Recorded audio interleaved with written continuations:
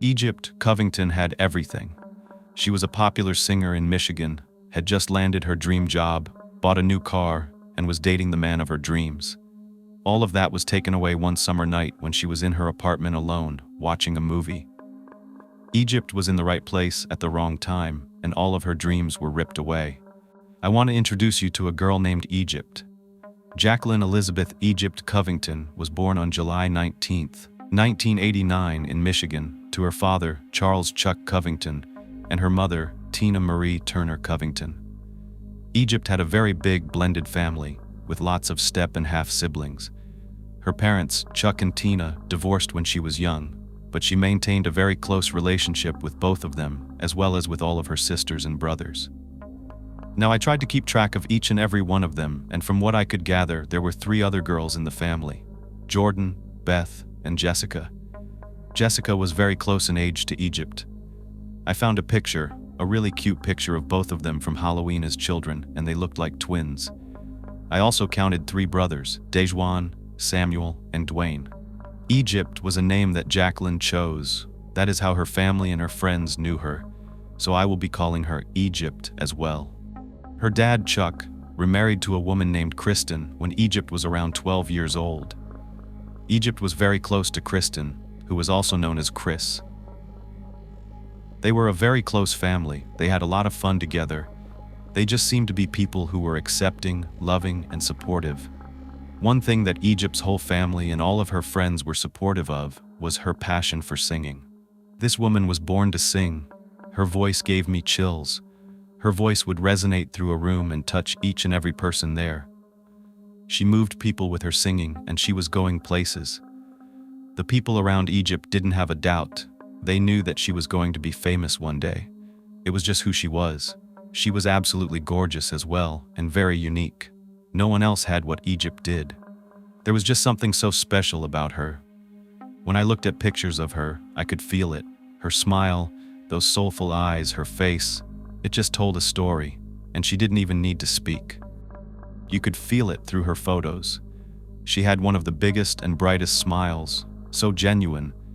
And as I was going through everything, researching this case and trying to find out who Egypt was and what people said about her, time and time again, I would read the same thing: that she was the type of person you could not take your eyes off of. It wasn't just the way she looked. She didn't even need a microphone. She was one of those people that just commanded a room because she had a big personality, and that personality would fill the room before she would even get into it. When she made that presence, people would flock toward her. They wanted to be around her, just to get some of that energy for themselves, just to feel it. So it's probably no wonder she found herself in a job where she could use a personality like hers. She followed in her big brother Dwayne's footsteps and became a bartender alongside him. It was one of her first real jobs. Dwayne taught her the ropes. They would even have this little show that they put on together where they were side by side behind the bar. He taught her all of his tricks, and I'm talking, they would come out there, dim the lights, throw flaming bottles of liquor into the air, and it was fun. It attracted regulars to the bar, who would come to see them time and time again, to see Dwayne and his sister, Egypt. But a lot of people say it was mostly for Egypt. She was the star of the show, not only at the bar, but also on stage. Egypt would frequently enter singing competitions, like the one she did in 2014 at Country Idol. This is a really popular competition in Eastern Michigan, and she was so confident on stage. It wasn't even about confidence in her ability to sing or being the best singer. It didn't matter. It didn't matter if she sounded good or if she didn't sing well that night. She was going to sing, and that's what mattered. She was going to own it. She was gaining a lot more recognition, which built her confidence. At this point, she decided she really wanted to put forth more effort into becoming a recording artist, so the next step was to audition for The Voice. She started to record some music with a producer named Mr. Peace, and he thought that she was amazing. He saw a lot of potential in her. He has a YouTube channel, and there are a couple of videos that feature Egypt. She just knew how to command an audience, to make them feel something, time and time again. Anytime I would read anything about what it was like to be there when she sang, people would explain that it made them feel something. You can tell just how passionate Egypt was about singing. She didn't just command an audience on the stage, she also did that at her bartending job. She had a lot of friends who were also in the industry. Her goal at that point in life, while bartending, wasn't just to be a bartender. She wanted to work her way up and land a job at a beer and wine distribution center. Meanwhile, she was working and living in a town called Belleville, just outside Detroit in eastern Michigan. I wanted to tell you a little about Belleville. According to BellevilleOnTheLake.com, they describe their community as nestled on the peninsula shores of beautiful Belleville Lake, a picturesque setting with tree-lined neighborhoods and a traditional downtown on the lake, enhanced by beautiful parks. It's a small town. The population was just under 4,000 people in 2010. Now there is something that's going to be important here, which I had to learn about. Belleville is part of a township. I didn't know what that was. The township is referred to as the Van Buren Township. And the way that I can explain this the best way that I can is that it's almost like its own government. So even though Belleville is in Michigan, it falls under the control of the Van Buren Township. More on that later, but I wanted to add I was going through Egypt's Facebook, and I learned so much about her. I went all the way back to 2009. She was someone who liked watching Weeds and Nip Tuck. She despised waking up early sometimes, and she thought her online classes in college sucked. It's like when we used to put up Facebook statuses, when it would just say, like, your name, and then you had to fill in the blank, like, Kimber is feeling blank. So she does also talk about loving yoga, going for a run, loving her little dog Ruby, who's a little pug chihuahua mix, and she even talks about losing a friend and going to their funeral. She loves to read tarot cards, and on this post on June 7th, 2010, which is actually my birthday, she said, "I just found my debit card that I've been missing for over a week. Just canceled it 2 days ago, and now I have to wait 4 days to get a new one." It sounds like me, and it maybe even sounds like you. I really think all of us can relate to someone like Egypt. In 2010, Egypt was working at an assisted living facility, sometimes even working the midnight shift. This just goes to show you the kind of person she was. She was compassionate and caring, she devoted her time to others, and she carried that with her throughout her entire life. She was also a big fish in a very small pond. She was very popular in her town. She was well known and sought after, definitely popular with the men. She wasn't shy about dating and had her fair share of relationships, and maybe even some more casual encounters as well. A typical young woman, living her best life. Everyone around town knew Egypt. Like I said, she lived in Belleville, Michigan. That's where she was born and raised, and it also became her final resting place. Now that you know a lot about Egypt and what kind of person she was, I want to tell you what life was like for Egypt in 2017 when she was living at 45576 Huron River Drive in Van Buren Township, Michigan. She really loved where she lived when she first moved in. It's a little house. I'm going to show it to you right here.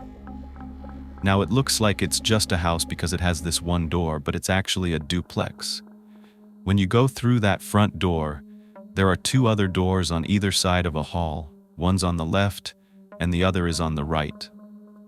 Each one of those doors goes to their own unit. Egypt's unit was on the left, and the unit on the right was occupied by a couple named Steve and Megan and their child. Megan's father owned the duplex. And even though Egypt really did like living here at first, there came a time when she didn't. There were definitely a couple of reasons, or maybe more, that she was planning to move out in July of 2017. One of the reasons that she told her mother was that there was a lot of traffic coming in out of Megan and Steve's unit. When I say traffic, I'm just going to be blunt. They sold drugs. Legally, though, according to what I read, marijuana. They were running a medical marijuana business from the duplex. That was just part of their lifestyle and the business they ran, as well as breeding dogs, bulldogs, so they had a bunch of little bulldog puppies for sale all the time. Living there just kind of ran its course, and Egypt was ready for something different. not to mention the fact that she had recently gotten back with an ex-boyfriend of hers named Curtis Meadows. So there's something you should know about Egypt and Curtis. Well, they had dated about a decade before this, when Egypt was about 20 years old, and Curtis was 28. They met back in 2008, and they had an on-again, off-again relationship, back and forth and back and forth. When they met, she was working at a local bar, and he came in one night. It was around the corner from where he lived, and he saw her, and as cliché as it sounds, it was like love at first sight. All of her friends knew right away. She also had a major crush on Curtis. She was just absolutely smitten by him. So they dated for about 2.5 years, but then there was a problem. It was their schedules. Curtis had a young daughter at the time, and he had the 9-to-5 type schedule where he had time to come home and cook dinner and eat dinner at the table, whereas Egypt, being younger and a bartender, had a schedule that wasn't concrete. It fluctuated. Sometimes, she might get home early, but then many times she would get home after midnight. That's just bar life. You could be strolling in at 2, even 3 o'clock in the morning or later. It just didn't fit Curtis's lifestyle, and as hard as it was, they ended up breaking up. It was not a good breakup because Curtis really broke Egypt's heart. But it was also easy to say this relationship wasn't that great, even as much as Egypt really loved Curtis. She would tell her friends all the time that they would get into screaming matches, and she would show up at her friend's door at 2 o'clock in the morning, just crying her eyes out. I mean, I know I've been there. I think we've all been through something like this while growing up. Maybe you're going through it now. So it was probably best that they did part ways at the time. But this wasn't the last time they would get together, and it wouldn't be the last time that they broke up. They dated a few times between 2008 and 2017, but this time it was for real. Egypt was 27 and Curtis was about 35 years old. They were ready. Egypt could not be happier because everything was coming together for her. The year before, on February 29th, 2016, she finally landed her dream job. She became an account manager for Rave Associates, which is a beer and wine distribution company in Michigan. Craft beer is a big business in Michigan, and Egypt had a genuine love for craft beer. Now that she was in this new position at her job, she could visit all of her favorite local bars and restaurants and use her knowledge and her love to showcase all of the new and exciting products that Rave Associates had to offer for these establishments. She was also working on her music career. She just got a new car, she finally landed the guy that she was madly in love with, and they were planning on moving in together in early July. Why does it always seem like bad things happen when people think that they've finally got everything together in their life? Isn't that ironic? Just when she thought it couldn't get better, it got worse. Way worse. Unbelievably worse. Because the last time the love of her life would ever talk to her was the night of June 22nd, 2017, just a few weeks before Curtis and Egypt were going to move in together. He sent his last text at 10 o'clock p.m. Curtis said good night and that he loved her, and Egypt responded with nighty-night. Just a typical Thursday night. Egypt had spent the evening doing yoga with a few of her friends, and she decided to head home around 9 o'clock. She texted with Curtis and told him good night, and then she chatted with her friend Lindsay. Guess what they talked about? The big move with Curtis that would actually never happen. Like many couples, Curtis and Egypt kept in touch a lot through text. So the next morning, he did his usual check-in with a good morning text, just saying something like, "Good morning, my love." She didn't respond, which wasn't like her, because it usually only took about 10 to 15 minutes for her to get back to him. But of course, no one's going to be freaking out if someone doesn't return their text the first couple of times. They could be busy, they could be getting ready for work, they could be at work, and that's what Curtis figured as well. Then throughout the day, Curtis was checking in again and again, and she still wasn't responding. So at that point, he had to think of another reason why. In his mind, he thought, maybe she left her phone at home. Curtis was not big on social media. He actually didn't have social media, so he couldn't exactly go check on her because he didn't have Instagram or Facebook. He had to do what many of us did before modern technology: wait. So he planned on going by her apartment later. That still didn't stop him from continuing to text her and say, "Are you okay? Where are you? What's going on?" That type of thing. Now, at some point throughout the day, he did reach out to one of his friends, and he said, "Hey, can you check social media?" He wasn't sure whether it was Snapchat or an Instagram post, but his friend said that she hadn't posted since the night before.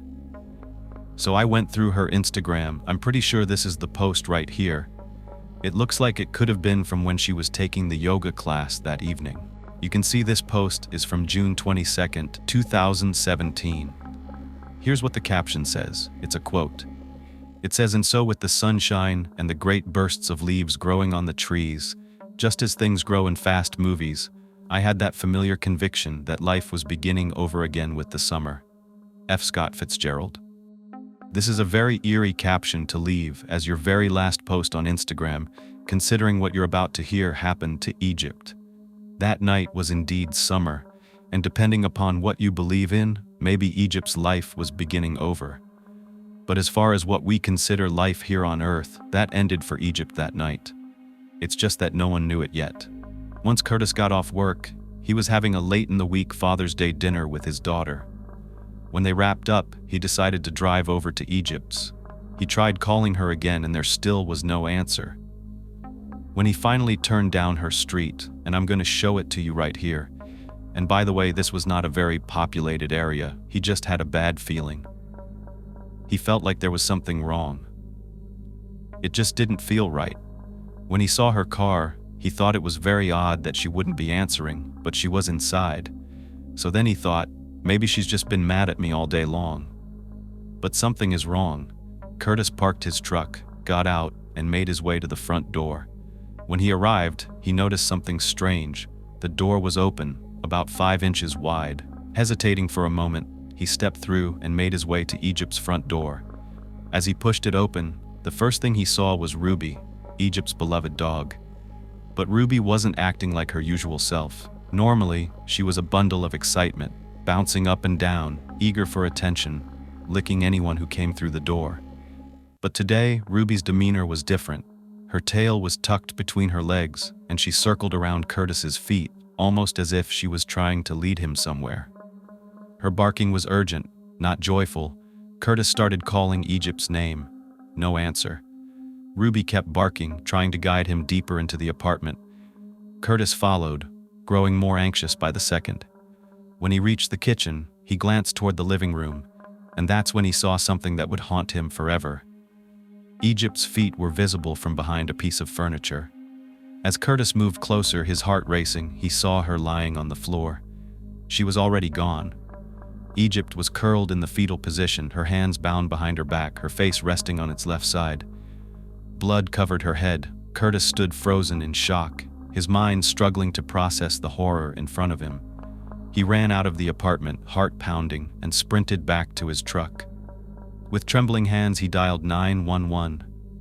When trying to keep it together to tell the police what's going on, and then switching back to this horrifying realization that his girlfriend is dead, he goes back and forth between that reality and trying to really keep it together so they can find out who did this. I feel for anyone who has to witness something like this, especially when it concerns someone that you love. Now, I mentioned that the Van Buren Township governed this area of Michigan, so I'm going to refer to them as the VBTPD, or Van Buren Township Police Department. They had officers rush to Egypt's house. Curtis didn't have to wait long. They were there in just a few minutes, after they got the right address, that is, because in the complete state of shock he was in, Curtis gave them the wrong street. He said Bemis, which is kind of like a street over. This was Huron Street. Once all that was cleared up, it did not take long for officers to get there. When they arrived on the scene, the first thing that they noticed, which they were also told by Curtis, was that the door was open. But it wasn't considered broken into technically. There was no forced entry into the duplex. They were taking what Curtis said into consideration as evidence, that the door had been left open by the perpetrator or someone else. But the fact was, nothing was broken and nothing seemed to even be stolen from what it looked like, so they didn't consider this a robbery. It was something else. What it was to Curtis was the end of his future with the woman he loved. Everything they planned was never going to happen. Egypt had one gunshot wound to her head right near her ear. Officers also noticed there was a couch cushion lying next to her, which had been put over her head before she was shot. There was a hole in it, presumably to muffle the sound of the gunshot. That's when Curtis mentioned the neighbors, Stephen and Megan, who lived in an adjoining unit in the duplex, but they were not home. The only witness to this crime seemed to have been little Ruby, the poor little dog, just helpless and waiting for someone to come find her mommy. One of the most unusual things about this crime scene was the way that Egypt was bound. I told you that her hands were behind her back, but it was what they were tied with that left everyone questioning who would do something like this. She was tied up with Christmas lights on a summer night in the middle of June. The next thing the police had to do was notify Egypt's family, her big family. Word traveled from one family member to the next until Egypt's father, Chuck Covington, got the news from Egypt's sister, Beth. It was unbelievable, devastating to get a message like that about your daughter. Beth was hysterically crying, and Chuck could hardly understand what she was saying, but he ended up being able to make out that she was saying Egypt had been killed. Now Chuck had to relay this message to the rest of his family. He had to make those phone calls, one after the other, to every single person he knew who loved Egypt. One of those people was Egypt's brother, Dwayne Turner. I mentioned Dwayne earlier. He was Egypt's older brother who taught her all about bartending. He was a decade older than she was, and they shared the same mother, Tina. About 45 minutes away across town, Dwayne was having a reunion with his three closest friends, Matt, Leah, and Aaron, at a place called Social Kitchen, a restaurant and bar in Birmingham, Michigan. They had not seen each other in years, and everything was so perfect that night. The weather was great, the crowd was really happening, and they were enjoying the food and the drinks, catching up. But it was just before midnight when Dwayne saw Egypt's father calling him. When he looked down and saw who it was, he was a bit confused. He wasn't used to getting calls from Chuck, but of course, he answered right away. At first, he couldn't even understand the words coming out of Chuck's mouth. He was just sobbing. Dwayne was trying to understand what he was saying over the music, the sound of the crowd, all the noise in the background. He was finally able to make out something like, "We lost Egypt. She was killed. She's gone." That's shocking. You're enjoying this night with your friends. Nothing like this is in your head. You never imagined you would get a call like that. Dwayne fell to his knees right there in front of everyone, shamelessly crying on the floor. But who wouldn't? This is his little sister. At least he was surrounded by people who loved and cared about him, who were there to console him. They got him up and let him out the back door. They stayed with him for the rest of the night, making sure he was okay and comforting him in the best way they knew how. Egypt was Dwayne's mini-me. He is the person she would come to for advice, especially on bartending. He wrote a poem about her. After reading it, the qualities about Egypt that I wanted to share were these. She was the black sheep of her family. She had a smile that would brighten the room. She loved to cook. She was a very generous person. She would give you the shirt right off her back. She was definitely the life of the party, and music was just part of her. It was her passion. Everybody loved Egypt. So who would have done this? That is what everyone was thinking when they heard the news. They were asking why. She had the kindest heart, she was just a good person, and justice had to be done. Then there was Tina. She also received a call from Egypt's father, her ex-husband, Chuck. I don't think she would have been expecting to hear from him because they were not exactly on the best terms, even after all of these years. As much as Egypt loved both her mother and her father so very much, they just did not see eye to eye. I can tell you, from what I know through all the research I've done, they are two very different people. I know opposites do attract, but not always, and not forever. These two definitely butted heads. But in that moment, there was solidarity. In that moment, they came together, because in that moment, Tina found out that her baby girl had been murdered. When she heard those words, All she could remember was screaming and crying and saying, "Not my baby." Tina couldn't imagine how this could happen. She just couldn't bear to think about the fact that she couldn't be there for her baby. As we get older, we are still our parents' babies. We're the adult children, but no matter how old my mom gets, she's still going to consider me her baby, and I'm going to consider my daughter my baby. Tina just felt like she couldn't protect Egypt. She just wanted to know why. Why her? It didn't take long for the news of Egypt's murder to spread across the peaceful lake town. They did not have homicides in this area very often. One, maybe two, if that, in a year. So residents were definitely not used to seeing a headline that said, "Woman found murdered in her home." Even though all these local news stations, newspapers, and everything were picking up this story, not much was actually being said. In good part because the authorities didn't want to leak too much to the media, especially because they had no leads. There were also some facts that Curtis did not want the public to know about, especially Egypt's family. And before you think it's something suspicious, this is more of a courtesy. It was the Christmas lights. He didn't want the family to find out that Egypt's hands were bound in a string of Christmas lights. He didn't want them to have that association every time they saw a beautiful Christmas tree. They would look at those lights and imagine Egypt's murder, so he tried to keep that close to his vest. But of course, that was a detail that was going to come out because, sadly, it's one of those details that makes a story more interesting, more flagrant, more clickable. I hate saying that, but it is true. It was one of those peculiar things in this case that many people have differing opinions on, and don't worry, I will definitely go into some of that.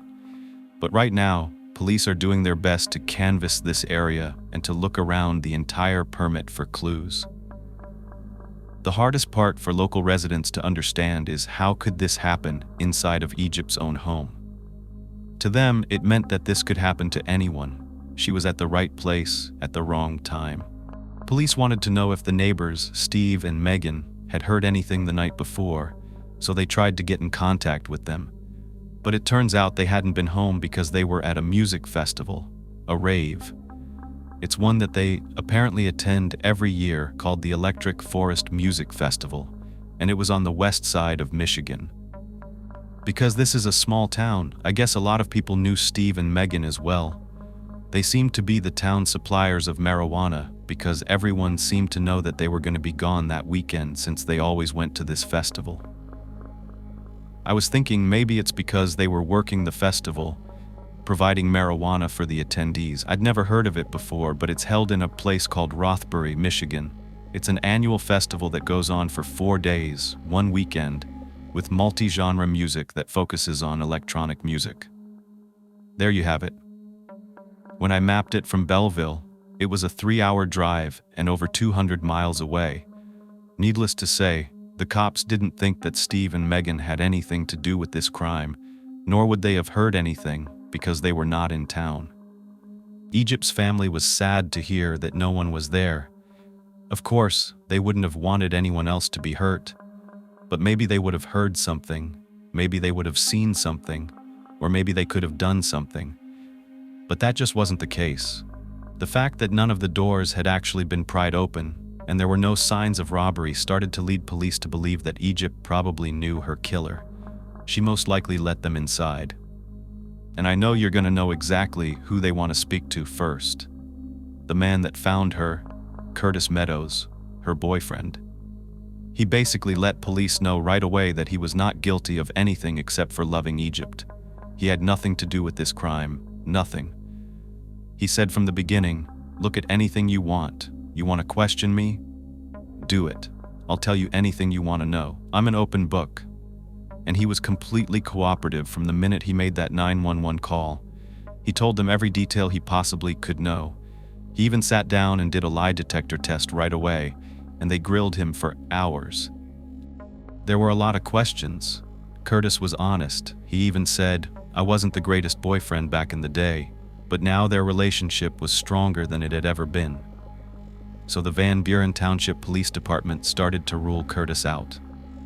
However, he gave them a piece of information about another boyfriend, an ex-boyfriend, not a current boyfriend of course, but a recent ex-boyfriend, someone that Egypt had dated between the times that she and Curtis were not together.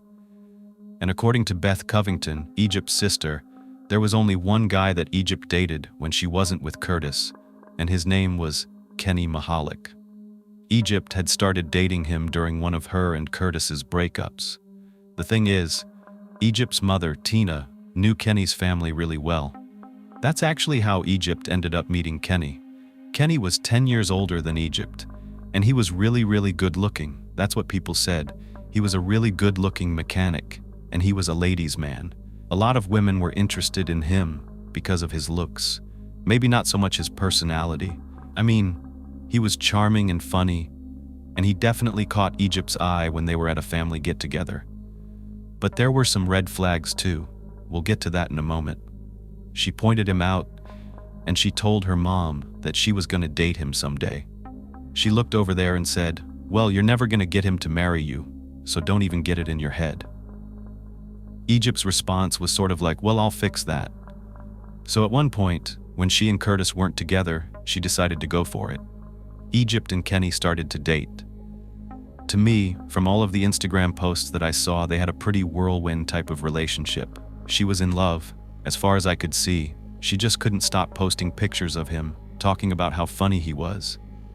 She would always be hashtagging things like, "my man," and how cute he was, and it looked like they had a lot of fun together.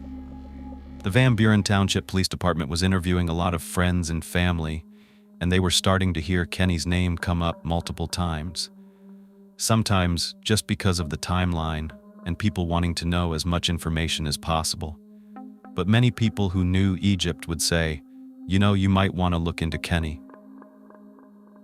It might have looked like they had something solid on the outside, but that's not the whole story. They explained that when they were dating, it's not who she really wanted to be with. It was kind of like he was Mr. Right Now. And if that was true, why did they date for so long?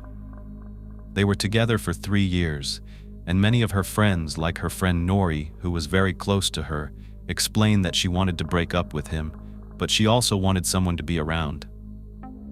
She craved that companionship. However, she also talked about wanting to cut him off time and time again. But remember, she was close to Kenny's family, so she didn't want to do it in a way that would cause a lot of drama or attention. They were still friends, so she would even go to family gatherings, and they still called and texted back and forth until she got with Curtis. A lot of her friends did not have very nice things to say about Kenny. A lot of them said that their relationship was volatile, that Kenny would take her phone, go through all of her text messages, get all of her friends' numbers, and even go sleep with them to get revenge or to belittle her or just make her feel like crap. Those aren't actually true friends, girls, just so you know. These kinds of things made Egypt feel worthless.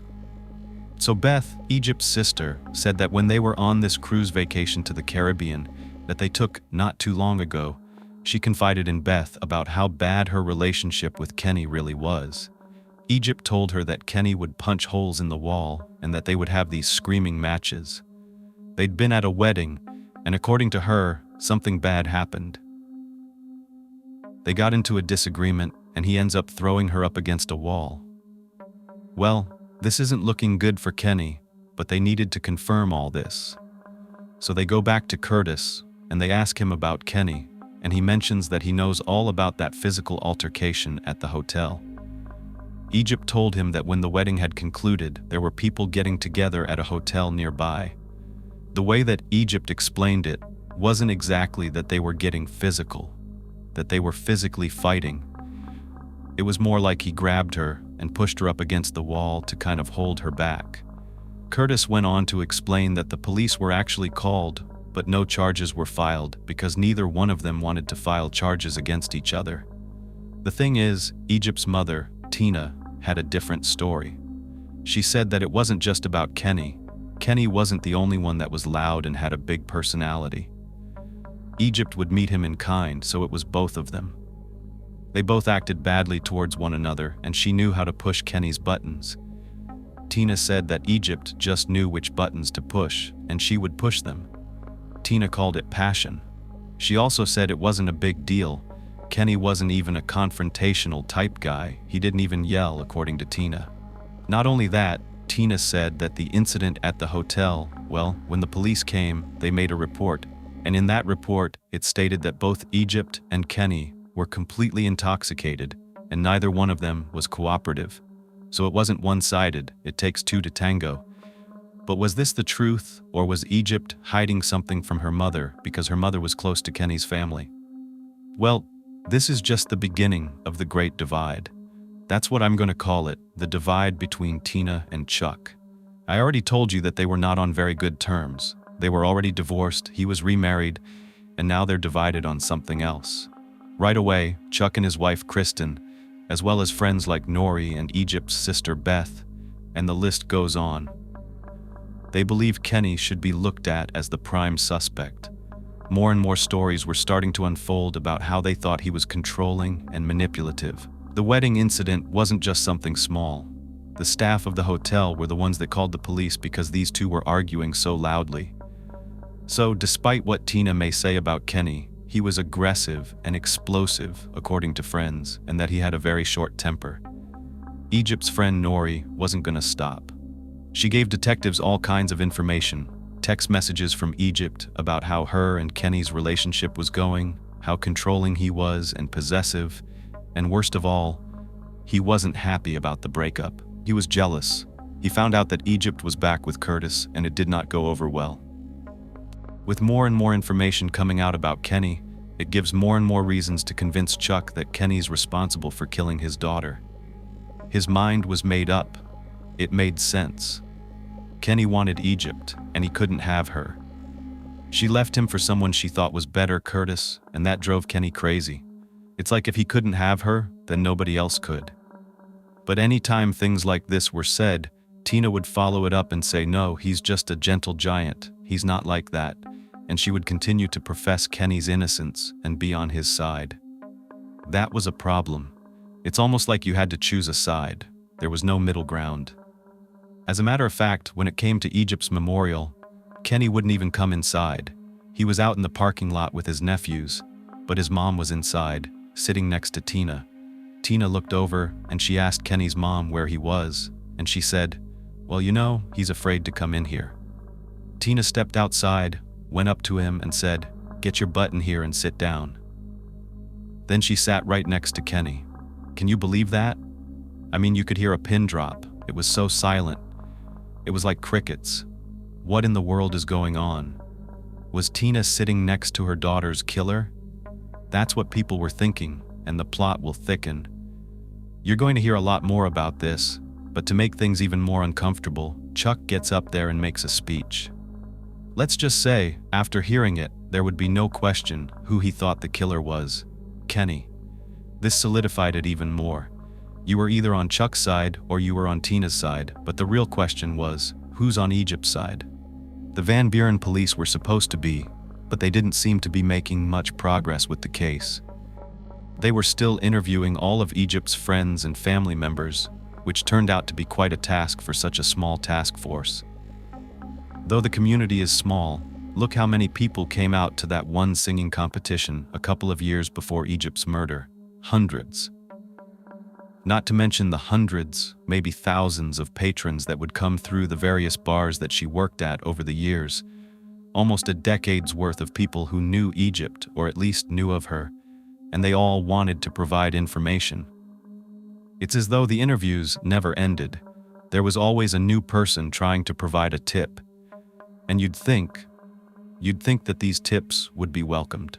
After all, aren't the police trying to solve Egypt's murder? You'd think so, but it seemed like no matter how many people they talked to, the police were still laser-focused on Kenny. However, some new information had finally been brought to the table, and it wasn't about Kenny.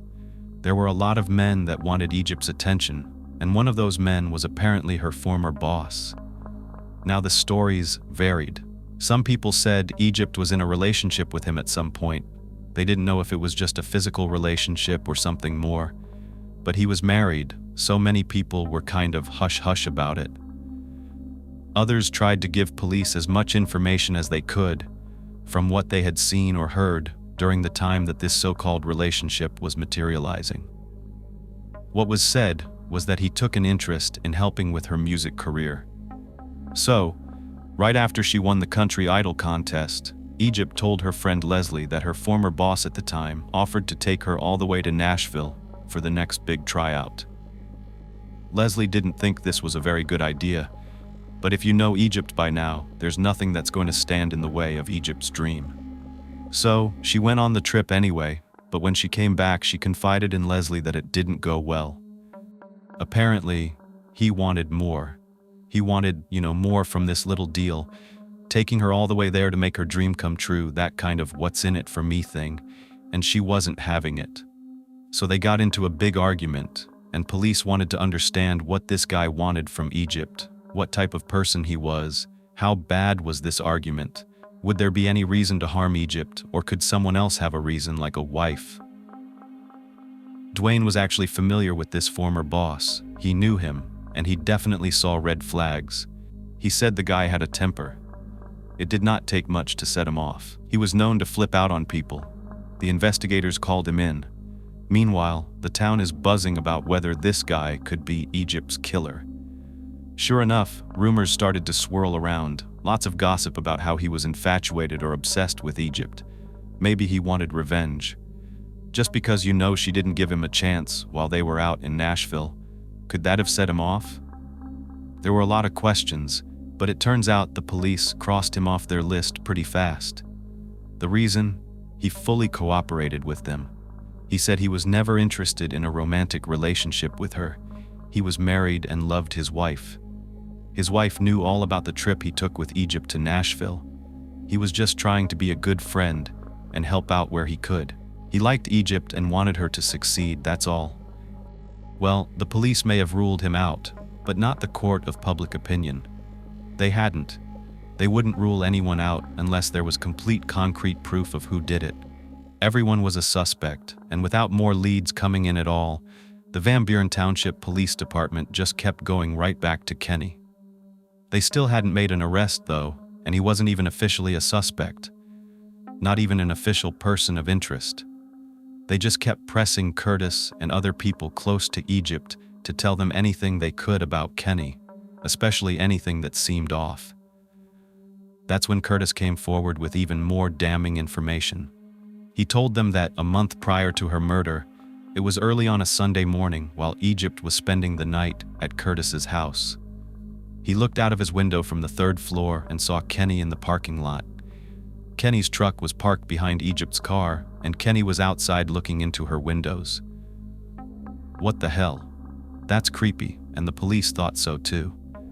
The police wanted to know what Curtis did next, and he said, "I just watched Kenny get back into his truck and drive off." Curtis did explain that Egypt told him she confronted Kenny about it, and he explained it away, saying, "Oh, I was just on my way to work and I spotted your car. It was starting to rain and I saw that you had your sunroof open, so I don't know. I was going to close it. I don't know. It sounds suspicious. Something doesn't add up." Not only that, there was a theory that Curtis came up with. He said he thought Kenny had put a tracking device on Egypt's car, and that morning Curtis thought Kenny was most likely coming by to retrieve it. Yes, because this wasn't the first time Kenny knew exactly where Egypt was. That's right, he had shown up at the same places she was at a number of times, and it started to make Egypt feel uncomfortable. She even told her stepmom, Chris, about it. She explained that she really wanted to tell Kenny that she needed to be left alone, she needed space, but it was hard for her to do that. She said Kenny was like a lost puppy dog, and Chris responded with, "Well, you can't save every last puppy." Everyone really wanted Egypt to move on, and they were truly hoping that when she got back with Curtis, this would make it clear to Kenny that she was done. But it just didn't seem like he was getting the hint until the Belleville Strawberry Festival. It's a pretty big deal in Belleville, something that the town has been known for since 1977. That's when it started. It was a way for local farmers to celebrate their strawberry crops, but it's evolved quite a bit since then. It's got it all. A carnival, live music, animals, bingo, a parade, Clydesdale horses, strawberry treats, craft vendors, a karaoke tent, and lots of great food. As a southern girl, I like carnival food so much. I didn't see any corn, but look at this place. It happens every year on Friday, Saturday, and Sunday during Father's Day weekend. It really does seem like the perfect place for a little Father's Day fun with the kids. In 2017, it was on June 16th, 17th, and 18th. I get excited because this was something that got Egypt excited. I never want you to think I'm coming off insensitive and just happy while I'm explaining what happened in these cases. But this was a small town, and it was something that Egypt really looked forward to. It's a lot of fun. But even though it may have been a small town, it's actually estimated that every year the Belleville Strawberry Festival brought in over 200,000 people from southeastern Michigan and further. That was something important to note, considering Egypt was in attendance on Saturday, June 17th, just days before she was found dead. Kenny was there too, and so was Curtis. Curtis got there first and planned to meet up with Egypt. However, Egypt's plan was to meet with Kenny to let him know once and for all they were done, that she was serious about Curtis and they were moving in together. When Curtis arrived, he saw Kenny right away, so he made sure to stay away. According to him, he wasn't there to get involved. Once Egypt arrived, she went right over to Kenny, who was surrounded by a group of their friends. From what Curtis could see from afar, they were having a very intense conversation. He had no idea what kind of words were being exchanged, but from the body language alone, it said it all. Once Egypt was done, she started to walk toward Curtis, but Kenny didn't stay back. He was following her. So she turns around and gets in his face. Then they exchanged some heated words. They were very upset. She ends up running off, and then 5 days later, she's murdered. They had already interviewed Kenny from the beginning of this investigation. Just hours after Egypt's body was found, he was out at a bar. Then they found him, brought him back to the station, and kept him there for hours, grilling him with question after question. The most important one was, "Where were you on the night of June 22nd? He said they spent most of his evening out at bars with his friends, and then he went home and went to bed. It's not a great alibi. You've got your drunk friends, and then you were home alone. That's not the only reason Kenny was their number one person of interest. He failed the polygraph test. Yeah, and it was bad. The only thing they said he got right was his name and the date. After that, everyone thought Kenny was guilty. But polygraphs? Really, they're not admissible in court. So unless they found real concrete evidence, nothing more could be done. But it was even harder to do anything to Kenny because he retained an attorney. He seemed to be sick of having all the fingers pointed in his direction, and he claimed he was innocent. He wanted them to go look at someone else because her killer was still on the loose, and it wasn't him. I hope you are still here watching this because it's about to get crazy. I've never even done a case like this. Just wait. I'm telling you, just wait. Caught in the middle of all this was D. Wayne. He was Tina's son too. It's hard not to take your mother's side. He loves his sister, and he just wants the truth to come out. He didn't even want to pick sides, but he knew that his mother had always been taught that you do not go around accusing someone of something that could ruin their life unless you have proof. So, what actual proof did the Van Buren Township Police Department have? Sooner or later, Tina was being pegged as someone who was a traitor or betraying her own daughter, especially when Chuck's side found out Tina allowed Kenny to babysit little Ruby, the dog. Here's something else I want to just say as a caveat. Tina was desperate.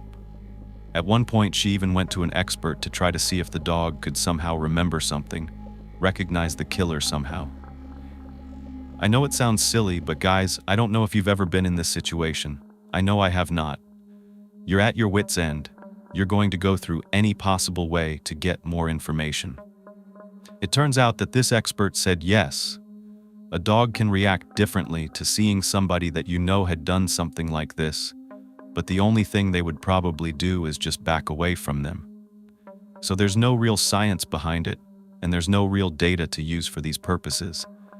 But I just wanted to let you know, that's how desperate her family really was. As far as the whole situation with Ruby and Kenny, Tina thought it was absurd. Ruby knew Kenny, Ruby loved Kenny, and Kenny loved Ruby. Tina insisted that Egypt would always let Kenny babysit Ruby anytime he wanted, and Tina just couldn't say no. Kenny had lost Egypt. She didn't want him to lose Ruby too. No one was thinking about that. As far as Tina was concerned, regardless of the allegations, Tina saw things differently. Maybe she was biased because she was close to Kenny and his family. The real reason she didn't think differently after Kenny was officially named the person of interest, which was 9 months following the murder, was because she thought the Van Buren Township Police Department was just a small department that didn't have the resources to get it right. They had to pin the murder on someone. So why not the ex-boyfriend who had a public fight with her just days before her murder? Tina thought this was a job for a much bigger department, like the Michigan State Police.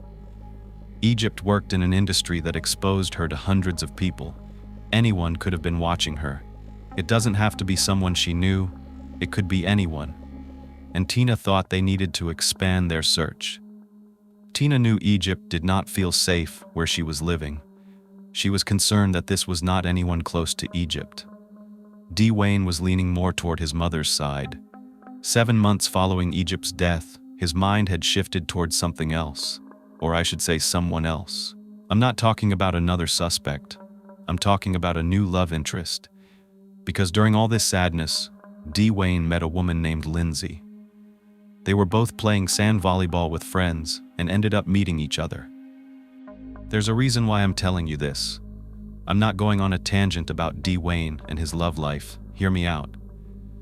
It was January 2018, and D. Wayne may have been happy that someone like Lindsay came into his life, but he wasn't going to share the truth about his life with her, the truth about Egypt. It was too much, too soon, so he stayed quiet. Besides, Lindsay lived 30 miles away in another town. She wasn't part of their close-knit community. She was a mom of 3 and a kindergarten teacher. She had enough to worry about, and her and D. Wayne were not even officially a couple. They were just casually going out, having a good time together. However, after hanging out for, a few weeks, Lindsay had questions. One question in particular. She wanted to know who the gorgeous girl was that D. Wayne had on his phone lock screen. It could have been jealousy. It could have been pure curiosity, but she was intrigued. She just wondered who that could be, and it wasn't until one night, after they had a few drinks, that Lindsay got up the nerve to ask. She was not ready for the answer. Not at all. She wasn't expecting to hear that D. Wayne had a younger sister who had been murdered and that they hadn't caught the killer. She wasn't even expecting him to say it was his sister. She thought, wow, that's interesting. Maybe even kind of weird. But then, when D. Wayne told her why his sister's picture was there and what had happened and that his little sister had been murdered, she was in complete shock. I do not know how I would react, but Lindsay had a lot of questions. Maybe some of you wouldn't think this, but one of Lindsay's first thoughts was, oh my God, what if D. Wayne had something to do with it? I mean, it is a logical question to have. You hear that someone's close to someone who was murdered and that it's unsolved. She was like, who knows? And she was not comfortable getting closer to D. Wayne or letting him meet her kids if there was any suspicion that he was involved. She knew nothing about this case, where it stood, and she wanted to learn more. There were so many questions going through her mind. Who did this? Why did they do it? How did the police not know? And then she asked D. Wayne, did you do it? Where were you on the night that this happened? When she asked him who he thought did it, he said that the most likely suspect was Kenny. But then she pressed him as to why he felt that way, and he couldn't explain why. He even admitted to Lindsay that he had never been interviewed. Wow. Almost a year later, and a person in Egypt's family has not been interviewed yet? The Van Buren Township Police Department kept telling their community members they were diligently doing their jobs. When Lindsay found out everything that happened, she couldn't sleep. Maybe it was that motherly love and instinct. She'd been thinking about the fact that this was the seemingly unsolved case about someone's daughter, someone's sister, someone's loved one, and that kept her up all night. She just kept thinking, how can I help? How could they get to the bottom of this? She was determined. There was just this light inside of her that was burning for answers. She was thinking about the fact that she has a brother, she has 2 little boys, and how the community and the police were already suspecting Egypt's boyfriend. So in her mind, she thought, what would happen if this was someone in my family? If this was a man in my family, what if they were being accused of murder, but there was no way for them to prove it? How would I feel? What would I want? I really like how Lindsay looks at things. She looks at things from both sides. She could put herself in Kenny's family's shoes too. There's always many sides to a story. But one thing's for sure, Lindsay wouldn't stand around without asking questions and doing something to solve this case for the sake of everyone involved. Her boyfriend, her boyfriend's family, Egypt's family, and anyone who knew and loved her. So this was the moment that Lindsay became Egypt's warrior. That was the mindset she had. She wasn't going to stop until she found the answers. And at this point, she wasn't even in love with D. Wayne. She really liked him, but she just had this overwhelming feeling that this was something she had to do. She's not an investigator. This is not her job to solve crimes. But after talking to D. Wayne, it didn't seem like anyone was. The first thing she was thinking was that they should start with the most likely suspect, the one whom police believed did it, Kenny. She heard that the Van Buren Township Police Department just needed a little more evidence. That was all they needed, one more thing. And that was what was stopping them from making an arrest. Well, then how could they provide them with that one thing so that they could prove it? And more importantly, if it really wasn't Kenny that did this, how could they go about finding out who really did? Well, Lindsay and D. Wayne were breathing new life into Egypt's case. Lindsay was going 100 miles per hour. She gathered all the info that they already knew, and she started to conduct her own interviews. She was making phone calls and pretty much gathering their own evidence, just like detectives. With modern technology, guys, everyone and anyone can investigate crimes. There have been a number of cases solved in just the past few years because of social media and people coming together on places like Facebook to gather information. Lindsay was doing all of that. Facebook pages, hashtags, t-shirts, flyers, anything and everything that she could do to bring and keep awareness on Egypt's case. Then, around 9 months after her death, in March of 2018, the Van Buren Township Police Department finally officially announced their person of interest. No surprise, Kenny. Around the same time, Kenny's lawyer put out a public statement, and I want to read it to you. Van Buren Township Police noted in their recent press release that my client was not currently in communication with the department, which is a bit misleading.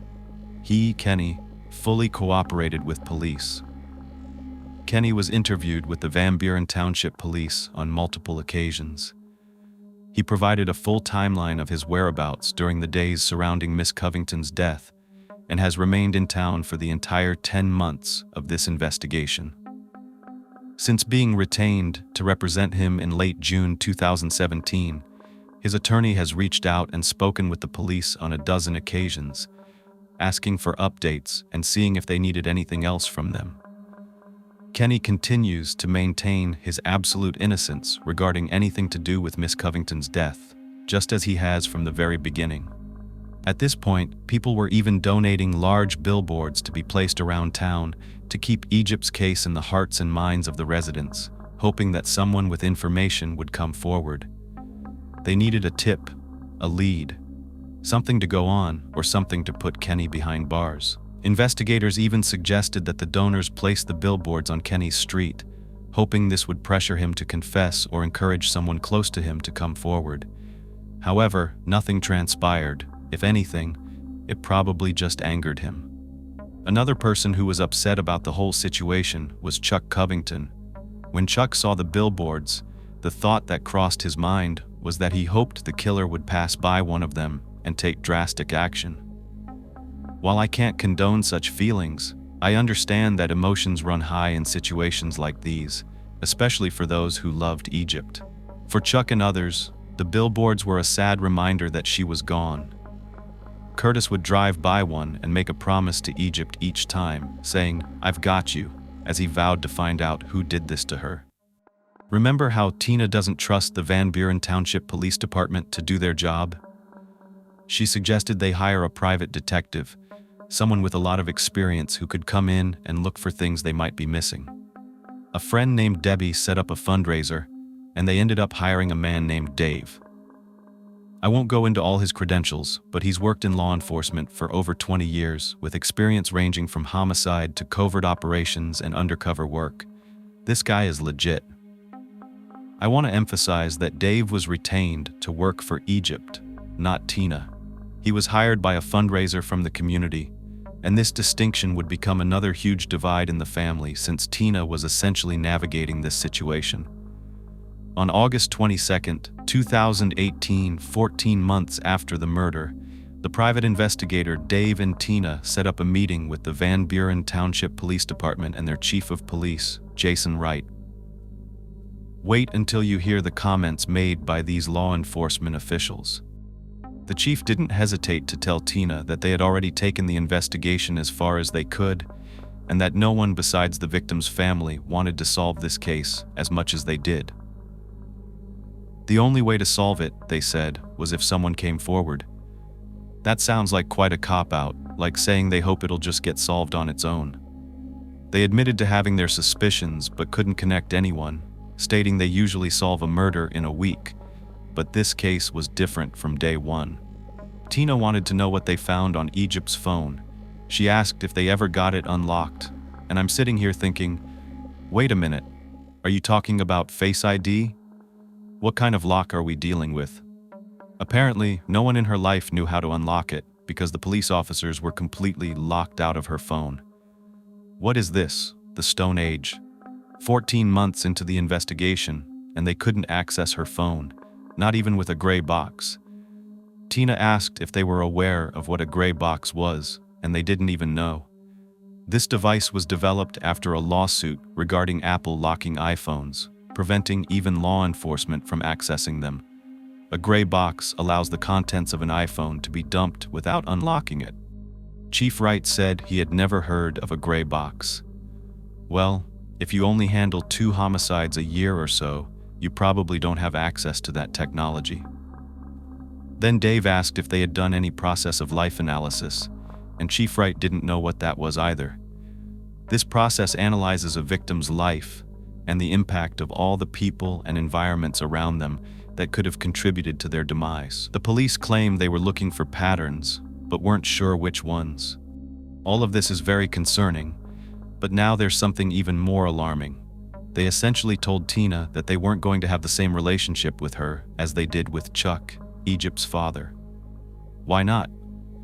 These are both family members of the victim, her mom and dad. They explained that it was because Chuck and Tina weren't on good terms and that she hadn't been thrilled with how the detectives were handling the case. Basically, they were saying they wouldn't work with her private detective because he was working for her. Isn't everyone working for Egypt? How childish is this? Started to make me think, is this what happens behind the scenes of murder cases?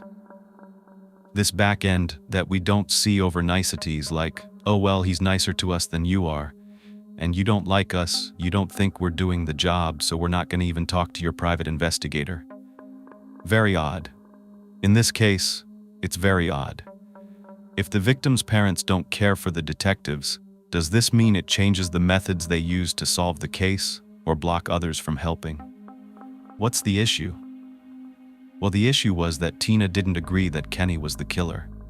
Everyone else pointed their fingers at him from day one. Egypt's father, the stepmom, the authorities, they were all on the same side, pushing that narrative. Is it not okay to question things and say, wait, let's not focus all of our attention on this one person? They can't even arrest him. Still waiting over a year for one last piece of information. That's what they keep telling people. Why are they just sitting on their butts, waiting? So there's Tina. She's thinking anyone that goes against their narrative isn't going to get good treatment, even the mother of a victim. I don't know. Are cops always this way? Let me know if you know, because this is the very first case where I'm getting to see this type of information, and I have Lindsay to thank for all of this. I listened closely to everything she put together through her own research, and it was very valuable. And wait until you hear what happens next. After the meeting, the director of public safety, a guy named Greg Lorraine, says to Tina that there's a rumor going around that Egypt got around. Excuse me? Egypt got around? What the f? He can't be serious. This was a clear sign that they did not care about Egypt. Look at the way they painted her. You can use your imagination on what they were thinking in regard to her getting around.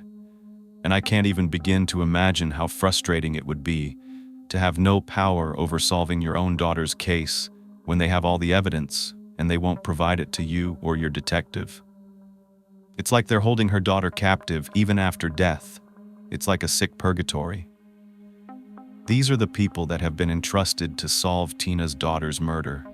Lindsay says, "F it, I'm gonna go ask Kenny some questions myself, because this girl's a badass."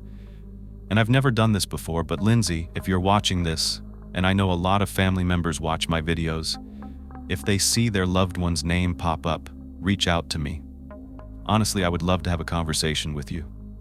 I would love to collaborate on something with you, Lindsay, because none of the viewers know this yet, but Lindsay even started a podcast about true crime. I'm going to talk about that later, but let's get back to 2018. Lindsay and Dwayne decided to simply call Kenny up and ask him, "Did you do it?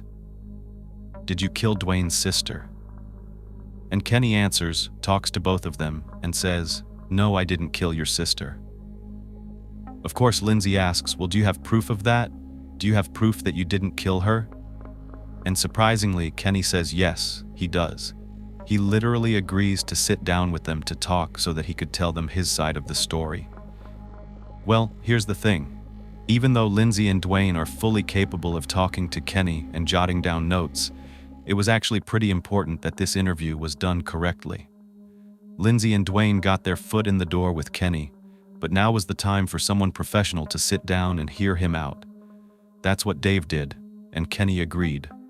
So, on June 14th, 2018, Kenny sat down with Dave and agreed to answer questions about Egypt.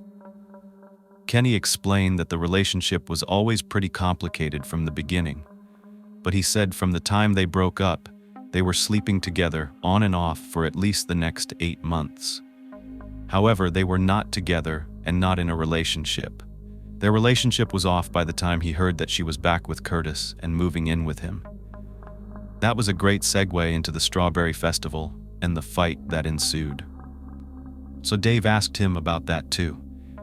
He said he didn't show up with friends, he knew a lot of people in town, and he knew he'd probably run into people that he could just hang out with. Well, one of those people he says he ended up running into was actually Curtis, and that's not exactly the story that we heard.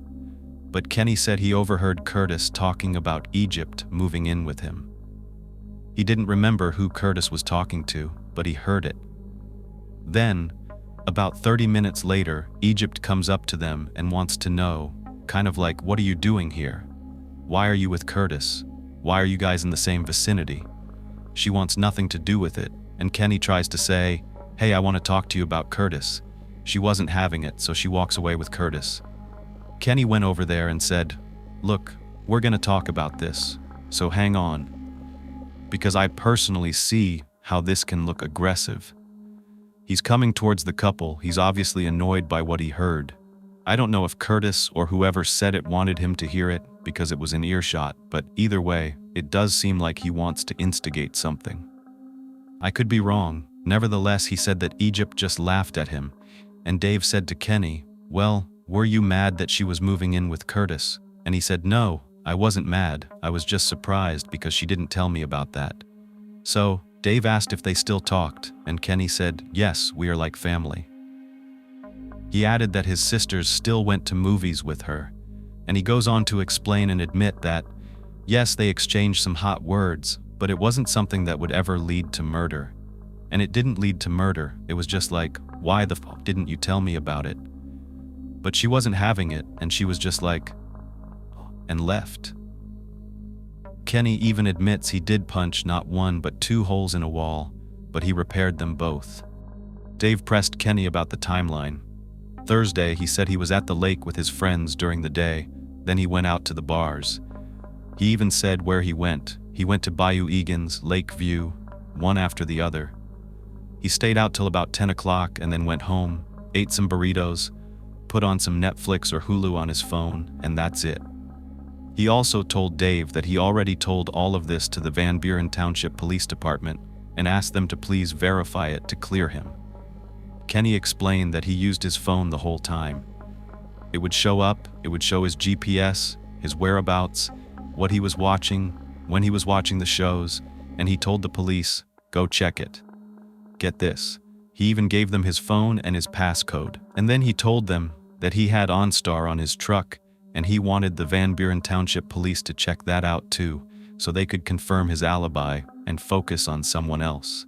But Kenny explained that they had their sights set on making him the murderer, and that was that.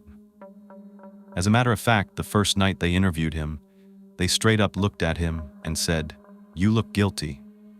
He said, "Well, whatever, just tell me what you need to know because I am not guilty." But then he failed the polygraph. That's when they started to really put pressure on him. They were berating him, they were calling him a liar, and that's when they threatened to put him in jail for life. That is why he got an attorney. When Dave was done with the interview, he gave the tape over to Lindsay and Dwayne. This was exactly what Lindsay wanted, answers. Now that they heard Kenny's version in his own voice, which was pretty calm by the way, and he sounded that way through the whole thing, Lindsay and Dwayne began to change their minds, or at least they began to lean towards someone else being responsible besides Kenny. They thought it was a pretty good alibi because it can be verified. All police had to do was pull things like bank records, phone records, and video cameras at gas stations.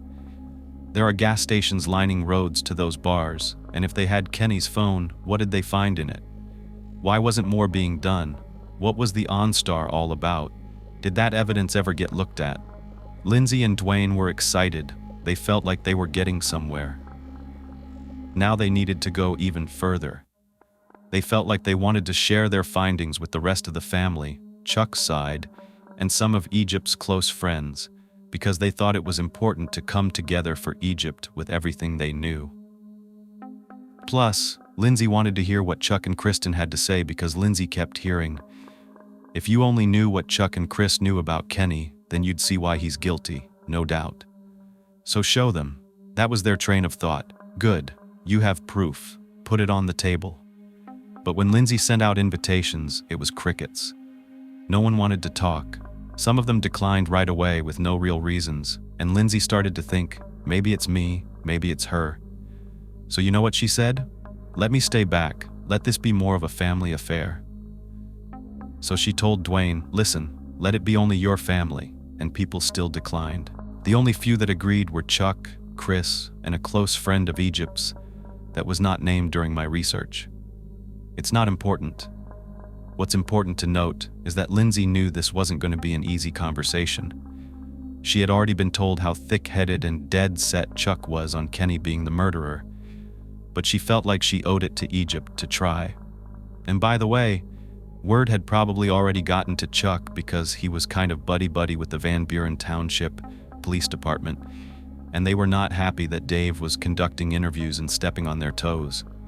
Really though, because isn't it in everyone's best interest to solve this case and have the right person behind bars? It's not a competition or a pissing contest, and it's someone's life.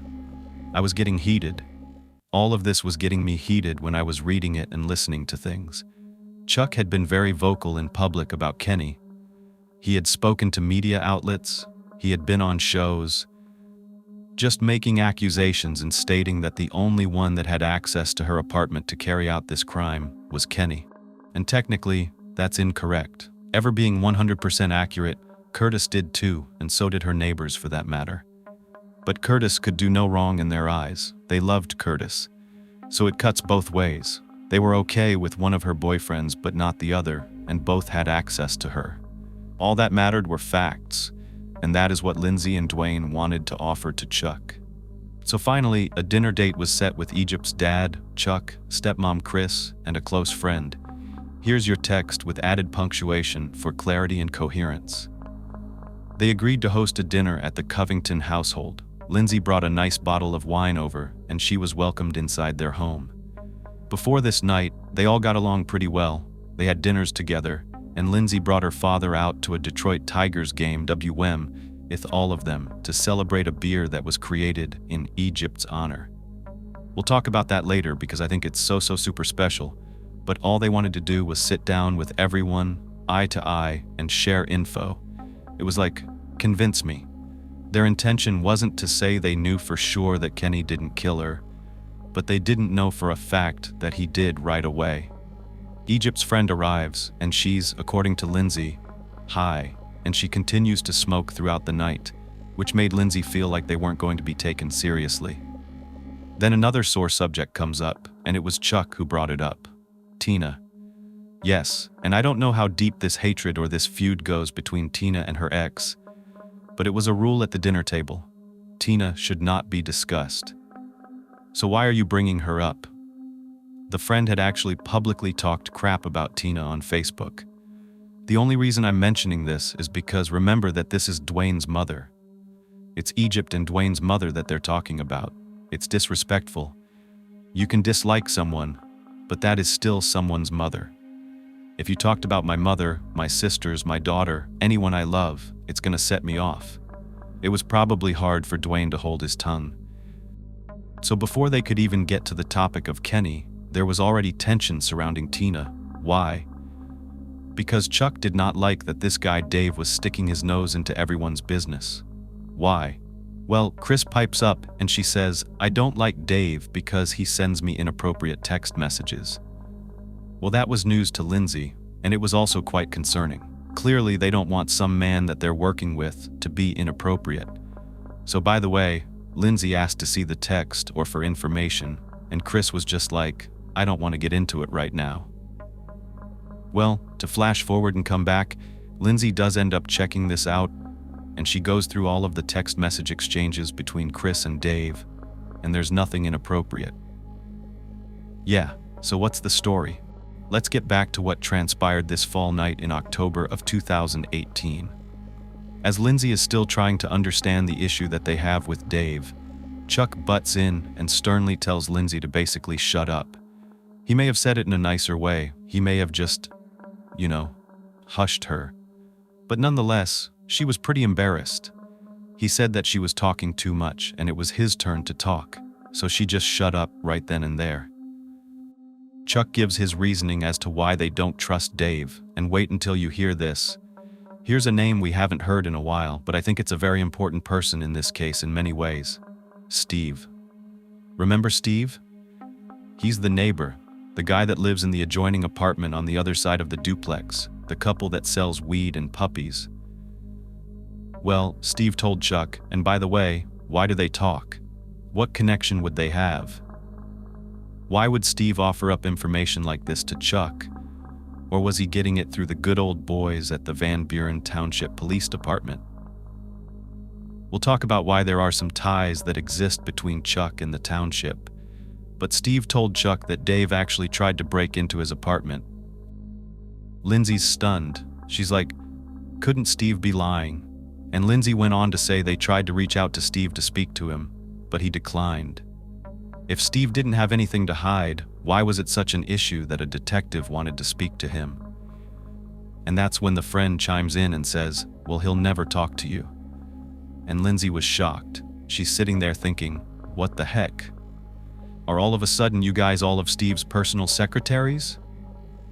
Because Kristen's also adding fuel to the fire, saying that Dave called Child Protective Services on Steve and Megan to get their child removed. Lindsay knew damn well that that was not true. Actually, he didn't, nor did Dwayne, nor did Tina or Lindsay. On the contrary, the Township PD already had issues with Steve's place. They were inside themselves, and it's true, Dave had been asked about what Stephen and Megan's place looked like. He did not break in, he had been over there. It was after that visit that Steve took issue with him. The Township police actually called Dave and said, what did you see inside? They also asked Dwayne and Lindsay what they saw, but they had never been in the unit. So it was actually the Township doing their own research into Steve, not Dave. We'll find out more about that unit later on, but at this point, dinner is not going well. No one is even eating. Lindsay doesn't understand why this is even a big deal. If you're a parent and you have nothing to hide, let them come. She's a mom. If someone is harming a child or living in conditions that aren't healthy, then they should be held accountable. If not, let the checks begin for the well-being of the children. Nothing Lindsay says seems to be getting through to anyone, except of course, her other half, Dwayne, who knows Chuck very well. He spent many years growing up around this man and he keeps quiet, which is probably wise. Things did not get better, and they tell Lindsay why they don't like Tina, because she hangs out with a person of interest. Lindsay probably shouldn't have said anything, but she chimed in, "Well, you do too with Curtis." This set Chuck off, and it was already going to happen. I feel like no matter what was said, it would happen. He set his phone timer for 30 seconds and told Lindsay she could talk for that long. That's it. Well, Lindsay does not let men speak to her that way. Nope. She was there putting all this effort into helping solve his daughter's murder. She did not feel respected, and she showed it. She caused a little bit of a scene, ending with her saying something to the effect of, "You know what? You never even knew Egypt. You never even met her, and you're gonna come in here and challenge her family." It wasn't okay. Well, she leaves, gets into her car, and has a little cry. She definitely felt defeated. If it were me, I'm really sensitive, I would have been bawling my eyes out. I don't think I'm anywhere near as strong as Lindsay. Even though she was upset, she understood it. She was the new girl dating Egypt's brother. Who was she to say anything to tell them that Egypt's family was wrong? So she decides it's time for her to back off, to stop doing this. She realized it probably wasn't her place to do so, but Dwayne wasn't going to let that happen. He just kept saying, "Please don't stop. Don't allow this to stop our fight for my sister." That's what he said. But she did not want to tear this family apart even more. She felt at this point she was probably doing more harm than good. However, she would hear Dwayne out, and after they had several discussions about everything, Lindsay decided that she was going to continue. For Dwayne, for Egypt. And I'm gonna say I am so thankful that she did. Next on her list was meeting with the detectives from the Van Buren Township Police Department herself. Spoiler alert, that did not go so well either. It was November 19, 2018 to 515 days since Egypt had been murdered. And Lindsay and Dwayne asked the Township Police Department for an update. They wanted a sit-down, an explanation, and to know the progress of the case. They had never sat down with Dwayne before. They still hadn't even reached out to him for an interview. You'd think, considering he's the brother of the woman you're trying to fight for, that they would have compassion. No, they were not warmly welcomed. The detectives did not show them empathy. And this was recorded. Yes, it was recorded. I don't know if this was recorded by Lindsay because at the time, Michigan was what's referred to as a one-party consent state. This means that it's not illegal to record a private conversation if the person recording is a party to that conversation, even without the consent of the other party. But it might have been gathered through the Freedom of Information Act. I'm not sure. All they wanted was an update. That should have been so easy. It's not that much to ask for. I listened to this whole recording and damn, were these men defensive. It was bad. There were 4 men, Director Lorraine, Lieutenant Bass, Detective McCarthy, and the Chief of Police, Jason Wright. The funny thing is they wanted information from Lindsay. That's the first thing they asked. They're like, so any new tips? What you got for me? Isn't that their job? After Lindsay tried to get over the fact that these men didn't even give their condolences or say they were sorry for their loss, they just acted like this was just another number on their list to check off. She explained that they were there because they wanted information on the suspects. They wanted evidence and progress in the case. And their answer was, "We're at where we're at." That's what they said. We're at where we're at. Seriously? This was blowing Lindsay's mind. She teaches kindergartners, and I'm sure they would have more to say than these supposedly professional officers. I can't tell you every single thing that was said. I will link the interview below, and I encourage you to go check it out after all this, but I will highlight some of the most important points. It seemed like they thought it could only be 2 people, Curtis or Kenny. That's it. It was either one or the other, but Kenny was the one they labeled as the person of interest. So when she pressed them, and she's a badass about why they think Kenny did it, they actually said it was because he didn't give them good answers. He's got a lawyer, and he stopped talking to them, and everybody else gave good answers that made sense and cooperated. That's what you call some expert detective work right there. Another issue the men had was with the bar crowd, as they referred to it. They said that the bar crowd was making it hard on them, that the bar crowd was ridiculous.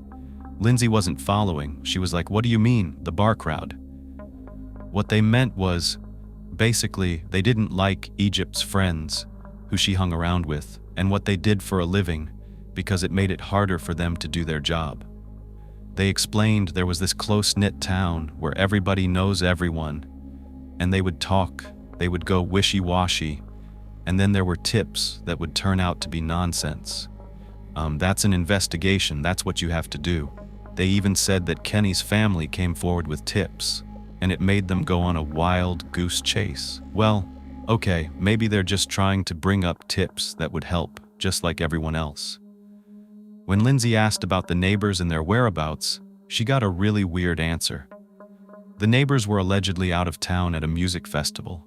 Remember this? But then she says to the detectives, "Wait, did you check their phones, their GPS? Can I see that information?" And they were like, "Well, no, we didn't need to do that." She's stunned. She's like, "You're taking their word for it? What kind of investigation is this?"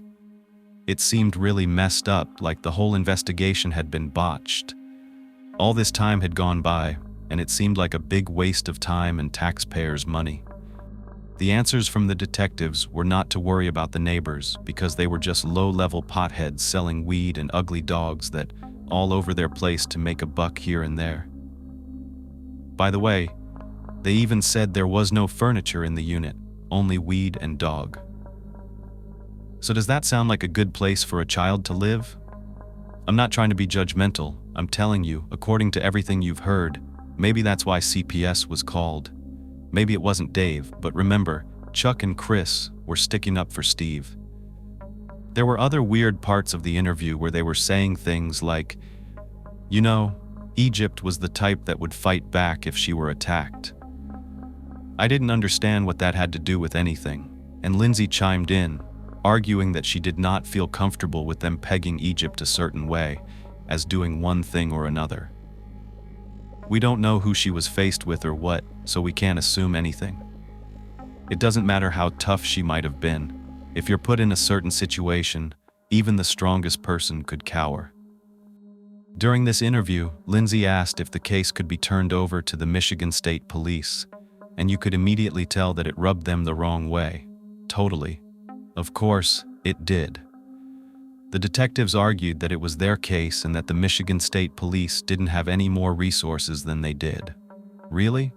Then they went on to brag about 8 FBI profilers that had worked on Egypt's case, and all of them pointed to Kenny. When Lindsay wanted the names of the profilers, they wouldn't provide them. Again, no proof. One officer said Curtis may have been an entup to Egypt in the past, but that was many, many years ago, and they were giving their relationship another shot. He went through messages, and they were in love. They were moving in together. So why would he kill his girlfriend? Oh, I don't know. But why wouldn't he? It was just a back and forth again and again. She kept pressing him about why the Michigan State Police were not involved. It seemed like a cockfight. It just seemed like the township did not want to give up their case. They said that they couldn't do a better job. Lindsay asked, "Well, don't you think that they have more experience since they deal with more murders? It would make sense." She had done her research, and just one of the officers in the homicide department had worked on 10 murders. One worked on 10 murders in 1 year. Yet these men were trying to convince them that Egypt's case was better in the township police department's hands. Lindsay called BS. During this interview, they also learned about how close Chuck was to this department. He owns a company that provides public transportation throughout different states across the US, a pretty big business. Chuck was into public safety, so he actually went on ride-alongs with the Van Buren Township Police Department. He knew the officers, and he thought they were great guys. So was Chuck worried about losing some kind of business contract with the city or Michigan as a whole? Maybe he didn't want to ruffle any feathers, but that couldn't be it, because that was his daughter. He could have just really been bros with these guys and trusted that they were absolutely doing the best they possibly could. But that was not good enough for Dwayne and Lindsay. There were times I was cringing as these guys were talking about how great their polygraph technology was. It's a pseudoscience. It's not even admissible in court. It's a waste of time. But they were arguing that their polygraph guy was never wrong. After this interview, which seemed to go nowhere except maybe getting Lindsay a job offer, that's right. The director turned to Dwayne and said, "Oh, she's good," and said she was wasting her time being a teacher and should join the police academy. Wow, that's right. Okay, wow. After leaving this interview, they thought they would never get a break in this case, but something wild was about to happen. Lindsay and Dwayne's goal at this point was just to get the case out of the hands of the Van Buren Township Police Department and into the hands of the Michigan State Police. And by the way, just to bring some light into this entire situation, all the while, Lindsay and Dwayne were growing closer and closer, and their relationship was getting stronger and stronger, as you can imagine. And finally, Dwayne proposed to Lindsay, and the ring, that was a ring that Egypt had always wanted when she got engaged. Without knowing it, Tina had given the ring to Dwayne to give to Lindsay, and it is a very, very special ring. I think it is exactly where it belongs, on Lindsay's finger. She now carries around a piece of Egypt wherever she goes, and it is such an honor and a reminder of a beautiful woman who was lost too soon. At this time, there was still no arrest for Egypt's murder. Lindsay and Dwayne were 100% convinced that the Van Buren Township Police Department was wasting their time with Kenny, and they were going to do their best to prove it. They were not going to stop. They couldn't stop. They wouldn't stop. And that's actually the name of their podcast. Can't Stop, Won't Stop. They started to raise more and more awareness for her case, and at that point, they were convinced they had to go to someone higher up because after the doozy of an interview they had with the chief, the director, and the detectives, they figured they were going to get nowhere. It was coming up on the second anniversary of Egypt's death, so the first thing they wanted to do was reach out to a local newspaper and have an article written about Egypt's story. The Belleville Area Independent was the publication that talked about everything going on in Van Buren Township. It was March 25th, 2019, and wait until you hear about the drama and the unfortunate circumstances that were playing out when they tried to get Egypt's story written about. Lindsay sent an email to the township supervisor, Kevin McNamara, and the public safety director, Greg Lorraine. She explained that she had called to get the article published and had spoken to a woman named Rosemary over the phone. Lindsay got some weird pushback because Rosemary was like, "Well, you know what? Chuck is for the police and Tina's against the police." Lindsay wasn't sure what that had to do with an article about Egypt, and she said that's not even true. Rosemary responded, "Well, that's what the police told me." When Lindsay snapped back and said she wanted that in writing, Rosemary hung up on her, saying she wanted nothing to do with the case. The call lasted 2 minutes. Of course, Lindsay was upset, so she wrote this email about the treatment she was getting and experiencing from the township and that it wasn't acceptable. Lindsay never got a response, but she was told that Rosemary had been instructed by the police not to speak to them. On July 23, Dwayne reached out to who he thought was the lead detective on the case, and guess what? It turns out he was no longer working on the case. No one had even notified Egypt's family that there was someone else on Egypt's case. They didn't have the common courtesy to let them know. Dwayne was trying to look at this as a positive thing. Maybe new eyes, fresh eyes would be looking through everything. But that couldn't be further from the truth. William Bettendorf was the new lead on the case, and there's a 20-minute phone conversation between Lindsay and him. I'm going to tell you, I listened to the whole thing, and I'm so glad I did, but I'm not going to make you do that.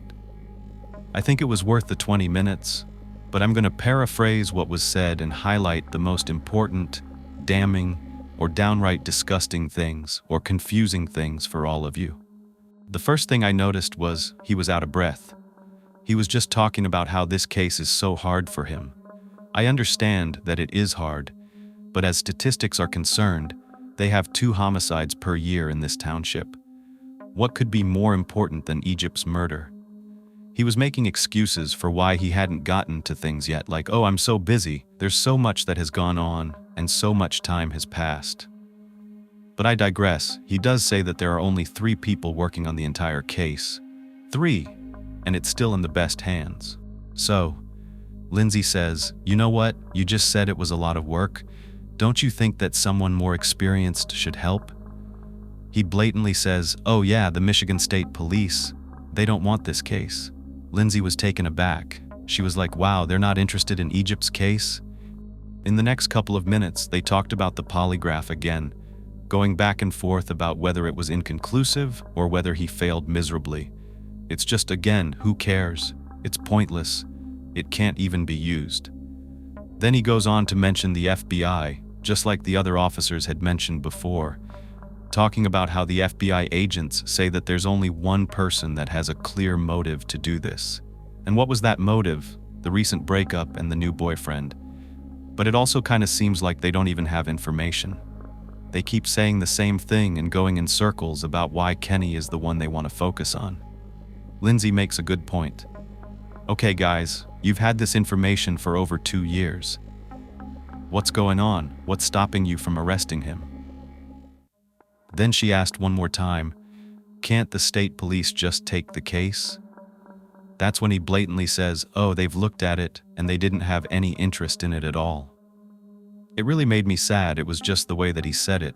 Like, they have no reason to want this case. It's not just a case, it's a person. I just can't imagine listening to that, being at my daughter's or my mother's or my sister's funeral.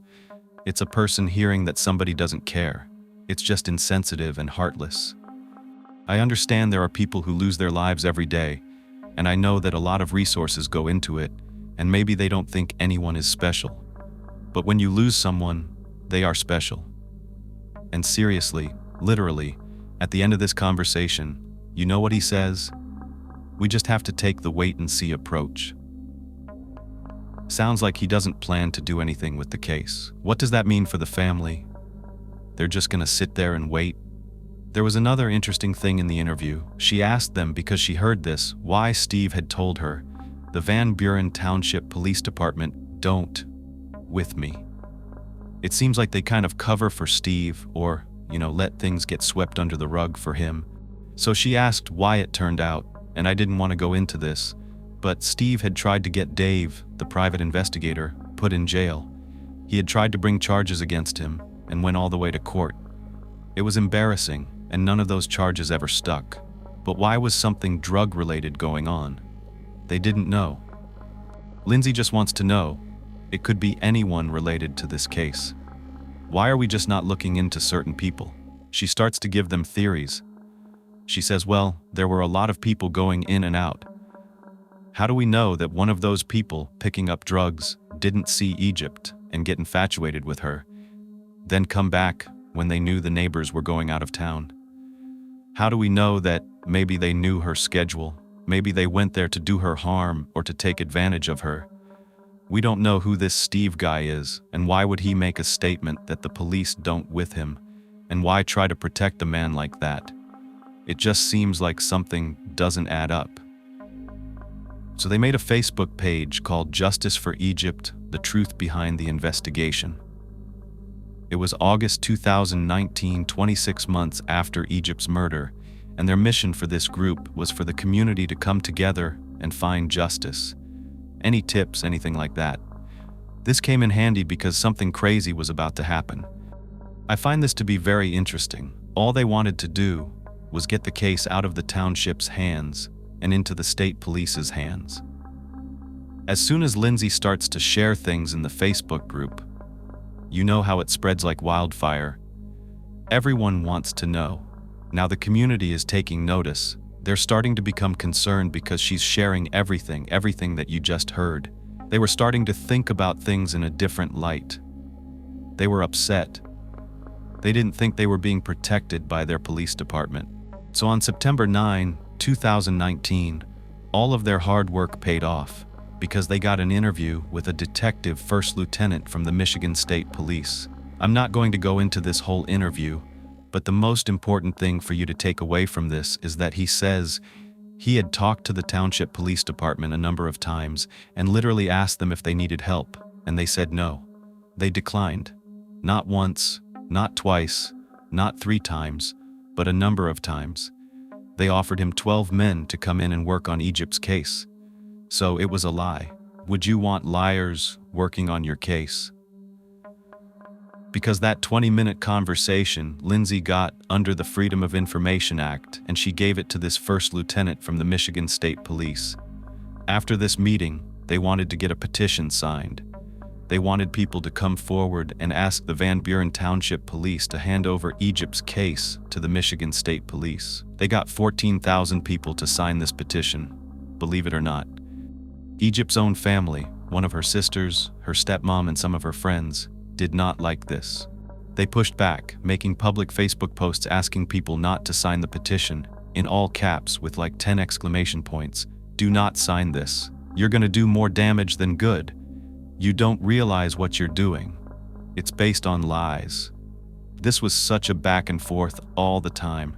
There were even threats like, if you sign this and something happens, it's gonna be your fault, to that effect. You know what I'm saying? The family was divided, like I said, the great divide. I'm just gonna be straight up. If it wasn't for Lindsay and Dwayne, I don't think this case would have gotten as far as it did. Wait till you hear what happens next and where everything stands regarding who did this to Egypt. Some of Egypt's family members even accused Lindsay of doing this for attention. Can you imagine that? The attention they were trying to get was on Egypt. She was reaching out to everyone, podcasters, probably YouTubers, who knows? She was going to all media outlets, and they didn't even want to talk to her at first. Lindsay doesn't win a prize. Nobody wins anything. We can never bring Egypt back, but we can bring the person that did this to justice. That's what we can do, and that's what Lindsay wanted to do. So call it luck or something else, but there's finally a break in the case. It's persistence. Maybe, like Lindsay said, can't stop, won't stop. She started to CC that head lieutenant of the state police on every email that she would send to the Van Buren Police Department. She would CC the state police every time, again and again and again. She was doing this because she wanted to be annoying. She wanted to be the persistent person that they just wanted to get rid of, to say, hand the case to the Michigan State Police. We're tired of it. They were doing everything they could. They showed up at the town council meetings on Zoom, because now at this point we're going into 2020 and it's COVID-19, that whole thing. But they were persistent. Anytime there was any kind of meeting in town over Zoom, they were there. You couldn't get rid of Lindsay and Dwayne, and they would ask questions every time regarding Egypt's case. Months and months went by. Every single chance they got, they just kept pushing and pestering the local authorities again and again, criticizing the local police and trying to get the investigation moved. They never got responses, never. Nobody seemed to care. They just wanted to ignore them and hope they would go away. But then one day something happened. Dwayne says to Lindsay, "Oh my God, did you see the email that we just got back from the town clerk?" And she's like, "No, what do you mean?" He replies, "Guess what? They accidentally responded thinking they were only responding to the local officials, but not to Dwayne, and somehow Dwayne was still left on the response." Can you believe that? Okay, so the town clerk had meant to remove the family members from his response before hitting send, but he forgot. And you know what he said? Is there any way these emails to everyone can be blocked? I'm personally not interested in the stupidness. The stupidness? These were emails about Egypt, a woman that was murdered in their town. I think we can all agree it's not stupidness. And of course, you know what Lindsay did. She took that email and put it everywhere, on Facebook pages, on the township pages. She gave it to the state police. That's right, here was the county clerk. This is what they think of an unsolved murder of an innocent woman named Egypt Covington. This created a forked storm. Even though the clerk apologized, saying, "Oh, I didn't mean any disrespect to Egypt. I really just didn't want to be on a chain of emails. It doesn't matter." There was a public protest, a march that was held by Lindsay and Dwayne. And just one day afterward, guess who reaches out? It actually kind of brings tears to my eyes, the Michigan State Police. It was the lead detective on the case, and when he reached out to Lindsay and Duane, she was like, "Does this mean that you have our case?" He said yes. They were so excited, they couldn't help but cry. These were tears of joy. This is exactly what they wanted, and it was so emotional. It was November of 2020, and it had been more than 3 years that had gone by. Finally, it was in the hands of the Michigan State Police. They figured they waited this long, they were probably going to have to wait a long time before anything new happened in this case. But just a little over 3 months later, they got some very big but very unexpected information. They were informed that an arrest had been made. This was huge. Everyone getting the news about this arrest had their heads spinning. Who was it? Was it Kenny?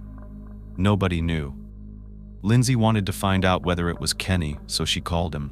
When he answered the phone, she realized, Kenny's not in jail, so it's not Kenny. So who was arrested? There was no other information, they just had to wait. It turns out the Michigan State Police gave names of the suspects, 3 of them. This added so much more confusion because when they gave the names of these men who had been arrested, no one knew who they were. These names came out in the final weeks of 2021. Shane Evans, Timothy Moore, and Shandon Groom. They were arrested and charged in the murder of Egypt Covington. The names meant nothing to Egypt's friends and family. This was a small town where everyone knew each other. So who were these men? It was confusing. In March of this year, 2022, all 3 of them appeared on a Zoom call for a preliminary hearing. The biggest question everyone wanted to know was how and what happened. Why would these men want to hurt her? The prosecution laid out their case in this pretrial hearing, and an entirely new story started to emerge, one that I still cannot wrap my brain around. This is an ongoing case. Dare I say it's an unsolved murder because these men have not gone to trial, and all 3 of them are related. Shane and Timothy are brothers, and Shandon is their cousin. Well, guess what? One of them knew Egypt, Shane Evans. They had gone to high school together. But there was something else. Remember Steve and Megan? Well, Steve had actually hired Shane to cut the lawn. What lawn? The lawn in front of the duplex. Who lives in the duplex? Steve, Megan, their child, and Egypt Covington. Shane saw Egypt all the time because he was there to cut the grass. How did all of this connect? Well, police said that they ran video surveillance tapes and saw a Dodge Ram entering a nearby parking lot. They connected this truck to these men. That truck was seen at a gas station right in Egypt's duplex vicinity on the night she was killed. They wanted to know what happened, so they brought Shane Evans in. The story that he told seems unreal, unbelievable, especially to me. This is what I don't understand. And you'll have to piece this together yourself and leave it in the comments because I am still so confused. Shane said that his brother and his cousin, who live all the way in Toledo, were in town that night and wanted some weed. They just wanted to have a little smoke out. Shane says, "Well, I know someone who sells it, but unfortunately he's out of town this weekend for a music festival, so I guess you're just gonna have to wait." Well, here's the thing. When has it ever been hard to get weed? I don't know. You tell me. This was Chuck's argument, and I have to agree. He said it's not hard to get weed in Michigan. But Shane is adamant that his brother and his cousin said, "You know what? We'll just go to Steve's house and get it ourselves. We'll let ourselves in and take what we want and leave." So according to Shane, he had them follow him in their truck. Shane was in front, driving past Egypt's duplex, while they were driving behind. He uses his hand, points out the window, and points to the duplex, saying, "It's the unit on the right." That's where he directed them to go. According to his story, instead of going into the unit on the right, they end up going into the unit on the left, Egypt Covington's unit. These 2 men came in, men she had never met in her entire life. According to prosecutors, while Egypt was watching a movie, they bound her with Christmas lights and shot her once through a couch cushion into the head, killing her. Why? If you were going to steal weed from a neighbor, why would you end up killing an innocent woman? Shane later tells police that his brother sent him a text saying, "Oops, wrong door." That's all the text said, heartless and inhumane, just, "Oops, wrong door." Do you believe that all it took was them going into the wrong unit for Egypt to lose her life? That nothing else was going on, that there are no other connections, even though Shane knew her? Of course, they have a defense and are already trying to say that the videos were bad, that you can't really read the license plate, and that you can't prove they were there. But there's enough evidence for them to go to trial, and the best piece of evidence was their cell phones. Apparently their cell phones were at Egypt's place for a matter of minutes, and then Egypt's phone and their phones went in the same direction until Egypt's phone was discarded. So they were definitely there. A lot has been done by people like Lindsay and of course Egypt's family to keep her memory alive. There was actually a beer created called A Girl Named Egypt, and I wanted to showcase that on screen. Chuck also set up a fund in Egypt's name to help kids learn how to play musical instruments.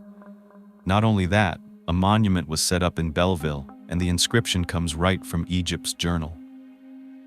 All of this information I've shared is everything I've heard and tried to piece together, and here are some of my own thoughts. I am not a detective, this is not a court of law, this is a YouTube video. I do this so that we can remember someone who was taken from this earth, Egypt Covington. I feel so bad for her entire family. I know there's been a lot of drama in this case, and there are many different perspectives. I mean no harm to anyone. I'm just here to gather information, and I'm getting all this from what's readily available online. I will say that Lindsay has decided to pause her podcast for now, out of respect for the family and the sensitive information that could be detrimental to this case in some way. She plans to restart it when the trial has concluded, and I totally understand that. I'm going to give you all of those links in my description box. Now, I wanted to give a reason that this could possibly have been a random crime. It's going to be quick, but you have to understand that criminals don't think like we do. My father is a criminal. I've grown up listening to his stories. When someone is already in that mindset, we don't know if they were on drugs. There's nothing to go on right now. But if they were on other substances, you're not in your right mind. Regardless, if you have a criminal mind, that's why they call it a criminal mind. If you're hyped up and you go in, and you've already got charges on you because just so you know, they do have criminal records.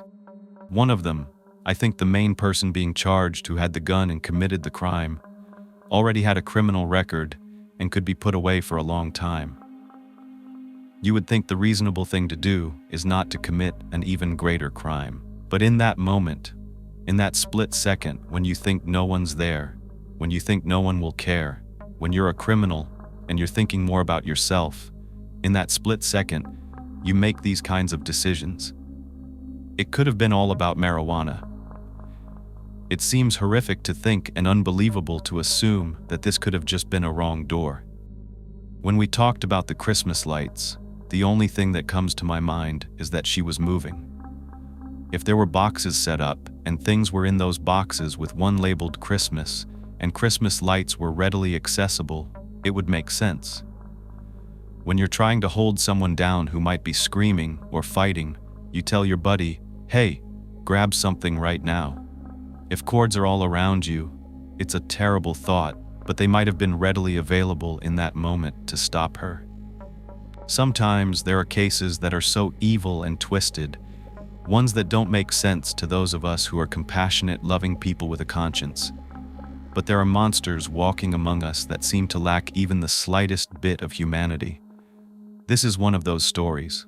It will leave you asking why, and questioning whether you can truly know anyone because some humans have truly evil minds.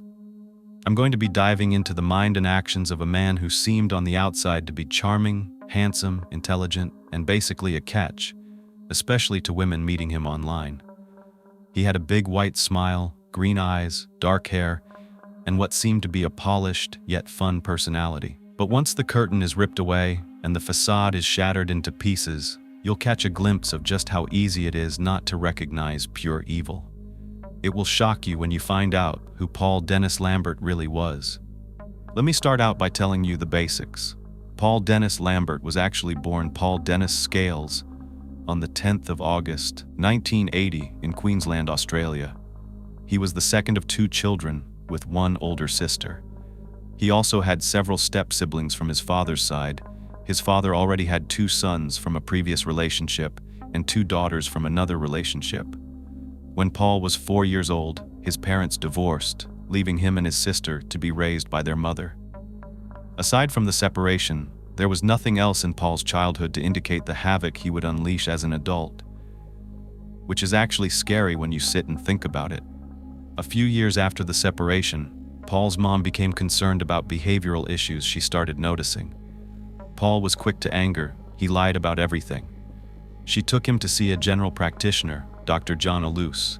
The doctor determined that it was likely Paul was suffering from some kind of disturbance related to the separation of his parents, and that, given time, his behavior would improve. That was, of course, wishful thinking. It's also interesting since separations and divorces have become so much more common. So to think that this doctor suggesting, that this is the reason why Paul was becoming so hard to deal with, makes you question a lot of things. I know I come from a, as they say, it broken home, and I don't even like when people put it that way. But in this case, 2 years later, Paul's mother was left at her wits' end. She felt like she had done everything she could, but nothing had changed his behavior. It only got worse with age. At the age of 10, the general practitioner referred Paul for psychological treatment. Now, it's unclear what this referral involved or what the outcome of any treatment was, but it's clear that Paul was deeply troubled as a child, and things were not going to improve in adulthood. Despite his psychological issues, Paul seemed to do well academically. In 1998, he graduated from St. James Practical School.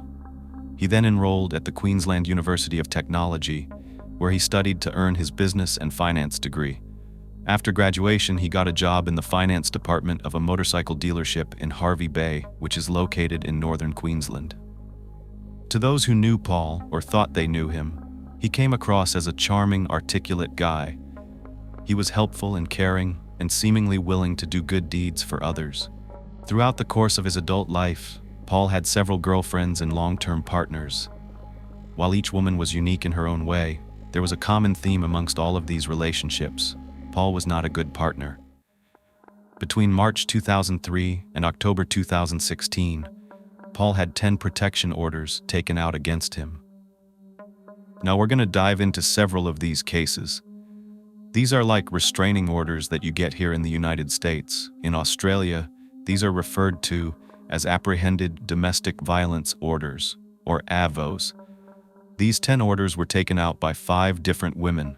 On 3 separate occasions, he was found to be in breach of the AVOs and was charged and convicted of those offenses. And that was before tragedy struck. The circumstances leading to the issuing of these protection orders were consistent among all of the women. They reported that Paul was controlling, intimidating, and sometimes physically violent towards them. Another consistent aspect of Paul's behavior was how he would react if and when the women he was dating tried to end their relationships with him. In many instances, he would threaten to take his own life, claim that he had cancer and was about to die, or that a family member had recently passed away and he needed his partner's support more than ever before. Another repeated claim was that he was sexually violated as a child. So, as you can see, these are attempts at making women feel sorry for him, almost guilting them into staying with him, buying time, if you will. When his attempts to convince the women to stay failed, he would incorporate his next tactic. He'd go one step further and contact their family members, threaten them, or even create false identities and stalk them. If confronted about his behavior, Paul would claim to have been diagnosed with a psychological disorder, which he would suggest would excuse his actions. It would be nice if he led with that fact before these unassuming women even got involved with him, don't you think? That way, they could choose whether or not to be subjected to his actions. The psychological issue that he would use as justification was dissociative or multiple personality disorder. He would refer to his apparent alters as Bad Paul or Evil Paul.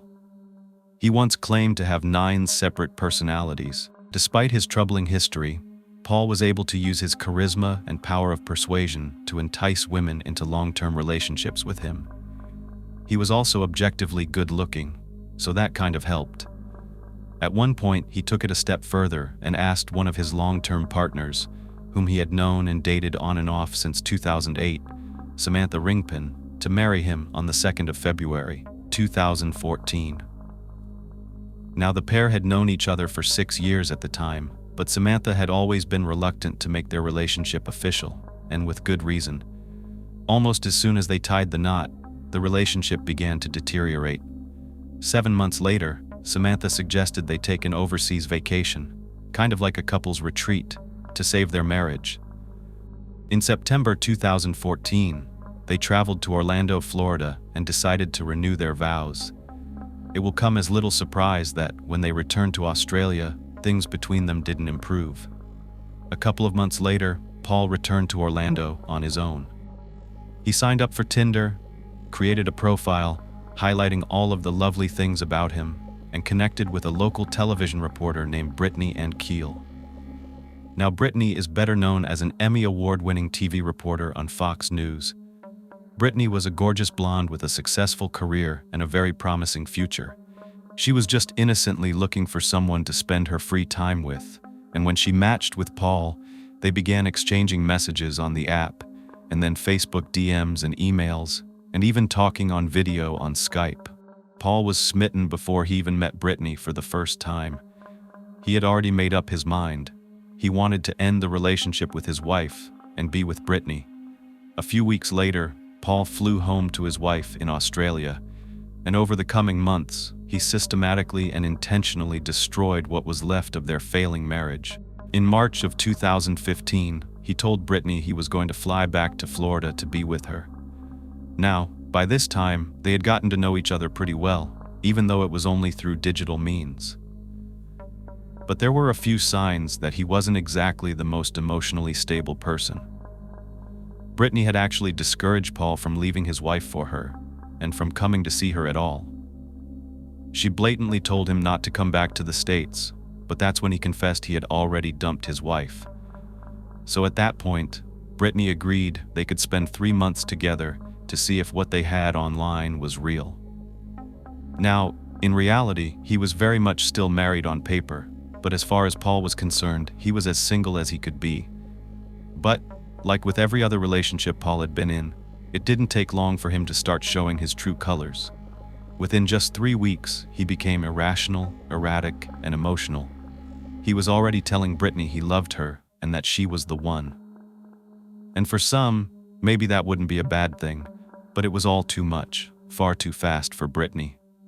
The red flags were piling up, and when she realized what she had gotten herself into, Brittany tried to end things with Paul.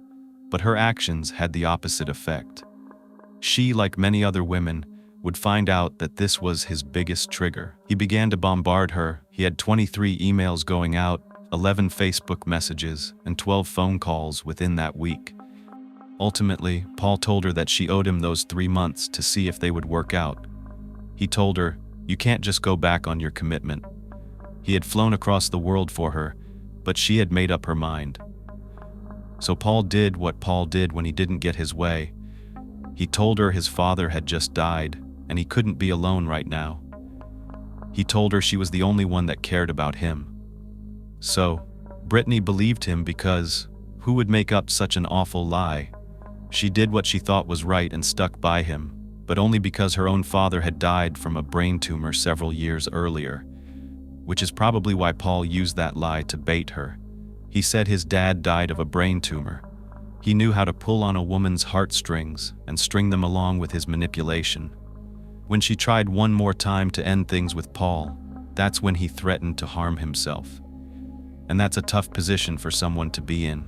No one wants to feel responsible for someone taking their own life. So again, Brittany stayed. Whenever they were apart, and I mean just for the 8 hours or so you'd normally be away for work, for example, Paul would send her dozens and dozens of messages and emails and call her repeatedly throughout the day, even when she was on air, because, remember, she's a reporter. It was very rude, inconsiderate, and it could cost her the job that she loved. At this point, she was beyond done with Paul, but then came the odd emails and stories. First, it was that Paul had a twin brother, and this whole time they had both been dating her. It was his twin, of course, who did all the bad things that Brittany didn't like. Of course, this was so over the top. How could anyone believe it? But sometimes you think it's true, because why would anyone go to this extent to lie? But Paul did. When that didn't work in getting Brittany to let him come back, he told her he had been sexually violated when he was younger, and that is what led him to having his abandonment issues. He also went to the extreme and said that he had a brain tumor and he didn't want to die alone. Remember, her father died the same way, his father died the same way, and now he wanted her to believe he's about to die the exact same way.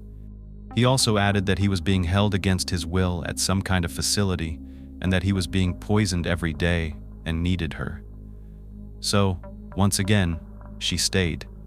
And I know it's going to be easy for us to judge someone in Brittany's shoes, but let's keep an open mind and not pass judgment without being in this exact position. And some of you that have will know that these men, they're talented, they're convincing, they know exactly how to make women stay.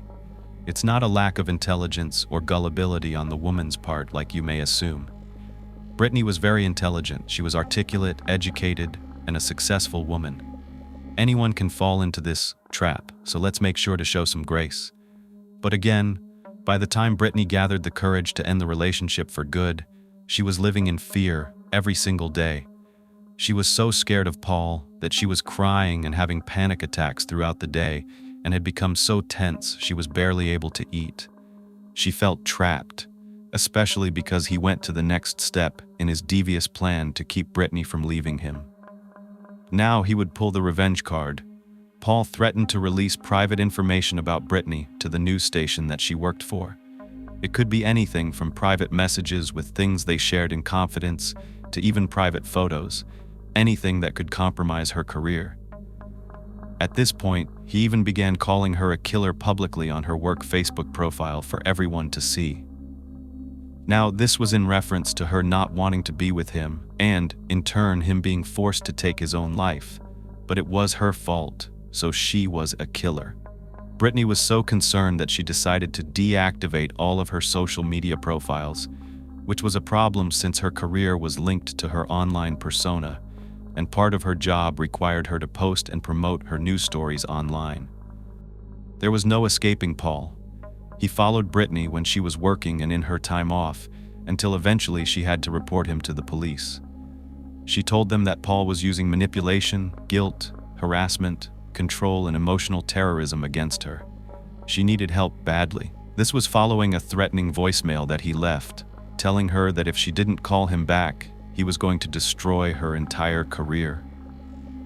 Luckily, the police gave Brittany the support she needed to explicitly tell him she did not want him in her life, which was one of the steps to take when you're dealing with a stalker and wanting something like a restraining order. Brittany typed out an email to Paul on May 1st that said, "Paul, please do not contact me anymore through any means. Do not call my job, my phones, email me, text me, or attempt to reach me through social media. I no longer wish to have any contact with you whatsoever. I tried to be a friend because of what you were going through, but your irrational and vindictive behavior has made that impossible. I hope you get the medical help you need and are able to move on with your life, as I'm trying to do. I mean no disrespect, and I wish only the best for you in your life. Our relationship is over, and I'm sorry it didn't work out. These things happen sometimes, and I know you will find someone else." End quote. It took only an hour, which is actually quite a long time for Paul to respond, saying, "That's a threat to me. You think I care when I have a death sentence? You don't care about me, why should I care about you? A friend would want to catch up, talk, have fun." End quote. Brittany didn't take the bait, she ignored this message.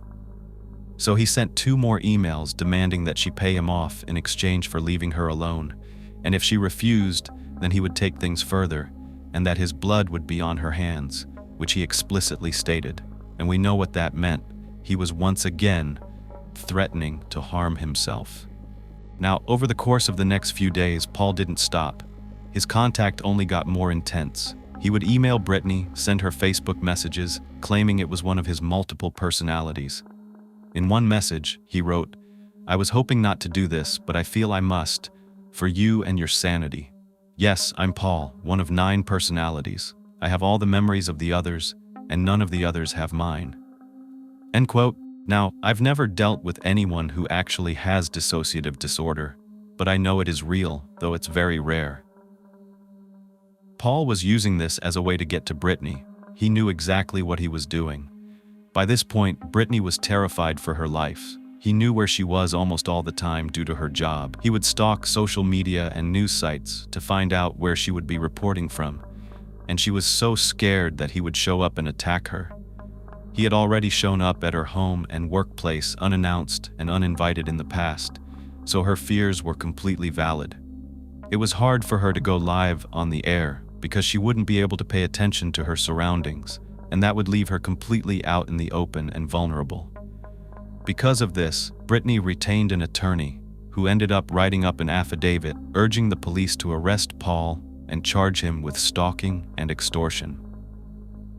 In the paperwork, her lawyer explained Brittany's fears, as well as how dangerous all of Paul's statements were, and how they were indicators of a high likelihood to cause serious harm, even death, in a dating relationship. The attorney went on further to say that this could lead to murder or him taking his own life, and that Brittany was at an increased risk of violence due to Paul's highly unstable emotional state and mental illness. Finally, on the 11th of May, Paul was actually arrested and charged with stalking and extortion. He eventually admitted to harassing Brittany and to lying to her about having a twin, having that brain tumor, and the deaths that he said happened in his family. A month later, on the 23rd of June, Paul was actually deported, and he was returned to Australia. 2 U.S. federal marshals accompanied him on the flight to make sure he got there without any issues.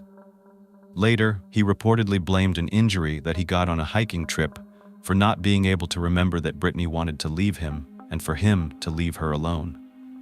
Yet another excuse, when it was clear everything this man did was completely calculated. When Paul was released from custody in Australia, he decided to change his name from Paul Scales to Paul Lambert. I mean, that's not much of a change, but he wanted to distance himself from the stigma of the arrest. Interestingly, the last Evil Minds case I did was also based out of Australia, and the guy in that case changed his name after his legal issues as well, so that he could still get women to fall for his antics on Tinder. Paul was no different, in that he wanted to make sure he could still fall back on his old ways with a new name. It didn't take long for the word to get back to his wife Samantha in Australia that he had been deported for stalking and extortion against a woman in America. This gave her the courage to report similar offenses that Paul had committed against her. Even though it was Paul who chose to leave the marriage, he continued to harass and intimidate her, and she was concerned that the behavior would resume now that he was single and back in Australia. She was granted a protective order, but in true Paul fashion, he breached it repeatedly. And I wonder, do they ever really help? Well, they do create a record, but it's usually too late for authorities to do anything, and women usually have to die in order for anything to change, which is truly sad. Once Paul was back in Australia and the word got around about his behavior in America, it was actually not a surprise to all of his former co-workers and his boss back in Brisbane. He had actually been fired in March of 2015 before moving to the US. Not only was he a stalker and he would use extortion tactics on the women he dated, he would also use his manipulation techniques to embezzle money from his workplace. Now, even though the amount wasn't outrageous, probably only about $11,000 over the course of a year, his boss was sick of it, sick of the games and the lies. What was interesting is that Paul didn't need extra money. It's like he had a compulsion to steal. He made more than $150,000 a year, and he had a savings of about that same amount in his bank account. He wasn't hurting for cash, yet from the outside, he wasn't flashy, so you may assume he didn't have much money. He drove an old 2000 Toyota and wouldn't rent out a fancy apartment, yet he would get caught stealing money. Every time he did, he'd say, "Oh, I forgot to take that out of my pocket. Just take it out of my next paycheck." What's so scary is that the people he worked with said he looked so polished and professional at work, but if you spent enough time with him it would become obvious that he was struggling with some type of mental illness. A former co-worker said that he wasn't right in the head, and that he even told her that he was hearing voices, saying that he was going to get the help that he needed. So of course, for all these reasons, Paul changed his name, created new online profiles, something he had done in the past a few times before. In his version of why he went from using his last name Scales to his mother's maiden name Lambert was basically to start over with only important people. That's what he said, whatever that meant. Then, on the 22nd of February 2016, Paul convinced Samantha, the woman that he was still legally married to, even though they had officially separated, to take a drive with him to their lawyer to sign their divorce statements. But during the trip, he verbally harassed her, threatened to crash the car, and take both of their lives. When Samantha demanded to be let out of the car, he accelerated rapidly, grabbed her neck, and then punched her in the face. She managed to flee the vehicle and report this incident to the police. Paul was subsequently arrested and charged with several offenses, including actually causing bodily harm to her. On the 19th of July 2016, he appeared in a Queensland court to face those charges, and he was sentenced to 9 months imprisonment with immediate release upon parole. At the same time, he was also convicted of driving offenses, breaching the protection order, and was sentenced to 12 months probation. He was disqualified from driving for 2 years. The problem was that, by then, Paul was already in breach of his parole and his probation orders just by the matter of where he lived. In May of 2016, 2 months before appearing in court, he moved out of Queensland and into a boarding house in New South Wales, which is a different state from where he was charged. He had also gotten a job at a motorcycle shop in that area, but he never revealed any of this information to his parole officer, his lawyer, or anyone involved in his case. Now the thing is, it's a condition of every Queensland parole or probation order that the offender cannot live or work in another state without the express permission of the authorities. If they had known that Paul had moved while he was awaiting sentencing, then his parole would have been suspended and he would be required to serve his sentence in prison. But they failed to recognize what he had done. Don't you love when things just fall through the cracks? In his opinion, he should be able to live wherever he wanted and travel as he pleased. In his mind, he had done nothing wrong, and rather than follow the instructions of the court, Paul continued to live life on his own terms, in breach of his sentence. Whenever he went to a parole meeting, he would fly from Sydney in New South Wales to Brisbane in Queensland and make it look like he was local. Still, no one checked. The parole officer never spoke to his sister, his parents, or his employer, and so Paul was able to continue his double life, which is just unbelievable to me. Why even sentence someone or have laws if there's no accountability? I sometimes think that these types of men's actions aren't taken seriously. And of course, we know Paul is a charmer. He's a smooth talker, and by all outward appearances, he looks completely normal. So maybe that's why his parole officer, who was a woman, didn't follow up. He knows how to manipulate them so well. But as part of his parole conditions, Paul was required to attend a program intended to rehabilitate and educate perpetrators of domestic incidents. It's called the Responsible Men Program. They couldn't think of a better name, but Paul refused to attend and instead requested to do a program through his own psychologist. The one problem with this was that Paul wasn't seeing a psychologist, and no one ever checked to make sure that he was following the court order. Wow. But it's also not surprising to me. For the next 3 meetings that he was supposed to attend, he said 1, he was sick, so he didn't show up, and then he didn't go to the following 2. Yet this fell through the cracks as well. However, Paul had been having medical interventions from his childhood general practitioner. In the 8 months between Paul being deported from America until the time of his parole hearing, he visited his childhood doctor, Dr. Alous, 7 times. Initially, the doctor diagnosed Paul with anxiety and prescribed him with a medication called Ativan, which is also known as lorazepam. But at the next visit, Paul claimed that he had been diagnosed with borderline personality disorder during his time in immigration custody before he was deported from the United States. even though he didn't provide any proof.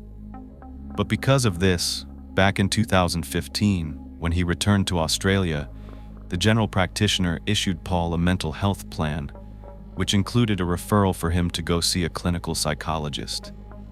I like how he's even convincing his doctor of things that aren't true and that his doctor is actually believing him. General practitioner prescribed Paul antidepressants, but 3 months later, at his visit in November of 2015, Paul told him that the psychologist had diagnosed him with bipolar disorder. So because the doctor believed him, the doctor prescribed him with another medication called olanzapine. I hope I'm saying that right. And this is an antipsychotic drug. Again, though, he urged Paul to see an actual psychiatrist, but Paul refused. Then, on his very next visit with his general practitioner, Paul admitted he stopped taking his meds, and no alternative was prescribed. I wonder, was he actually trying to get help? Did he even take the pills, or was he just playing with this doctor? What Paul didn't tell his doctor is that he had seen a psychiatrist 4 months earlier, on the 22nd of July in 2015, Dr. Simone Becker, who believed that Paul was suffering from a manic episode with psychotic features and told him that he needed inpatient psychiatric treatment immediately. The same day, he did go to the emergency room, and he was assessed by a mental health practitioner, but they determined that he did not require urgent care. When Dr. Becker was aware of this refusal to treat him, she contacted the on-call emergency department psychiatrist to question this decision. She also referred Paul to the mental health acute care team. This information was never related to Paul's general practitioner. Again, so many things falling through the cracks, so many people not talking to one another, and his record not being full. But a month after this incident, Paul met with a clinical psychiatrist, Dr. Joey Tai, for the very first time. Now, I know most of you know this, but don't feel bad if you don't. There is a difference between a psychologist and a psychiatrist. They are both professionals who specialize in mental health, but their roles, training, and approaches to treatment can be significantly different. Psychologists usually hold a doctorate degree in psychology and are experts in human behavior.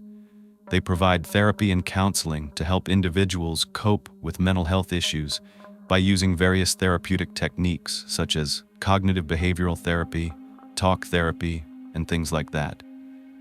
On the other hand, psychiatrists are actual medical doctors. They have completed medical school and then undergone specialized training in psychiatry. They're licensed to prescribe medications and often manage complex mental health conditions. And this is through a combination of pharmacological treatment and psychotherapy. At his first meeting with the clinical psychiatrist, Dr. Tai, Paul handed him an over 17-page document he had written all about his life and all of his mental health conditions. After the initial assessment, he was diagnosed with borderline personality disorder and secondary depression. Dr. Tai recommended the best course of treatment as ongoing psychological intervention. He also documented that he warned Paul not to contact him outside of their sessions. He specifically mentioned that he would not respond to any non-administrative messages, and the reason for this was the fact that Paul would call this doctor and threaten to harm himself. Yet, during their sessions together, Paul would admit that he had no intention of following through on these threats. He only did this to manipulate people into giving him what he wanted. As a result, Dr. Tai told Paul that he would not respond to any threats of harm, and if Paul felt that he needed help, he was supposed to contact emergency services. Even though Paul consistently crossed the boundaries of their professional relationship, Dr. Tai continued to see him as a patient. They had 17 sessions between August 2015 and May 2016. On the 27th of October, 2016, he texted Dr. Tai saying, "Hi Joey, if you have anyone cancel today, could you please call me for a phone appointment? I've fallen off the rails again, been thinking about taking my life and not functioning properly." Dr. Tai did not respond to this message. It was in line with his policy not to respond to Paul's threats. However, he did contact his administrator to make contact with Paul and schedule an appointment for him for November 3rd. Paul never made it to that appointment, and you will know why soon enough. In August of 2016, just a month after being convicted of physically harming his ex-wife. During that car ride to their lawyer, 36-year-old Paul Lambert made a new connection on his favorite dating app, Tinder. This is where the story gets even crazier than it has been, but I had to tell you all of that to lead up to this moment.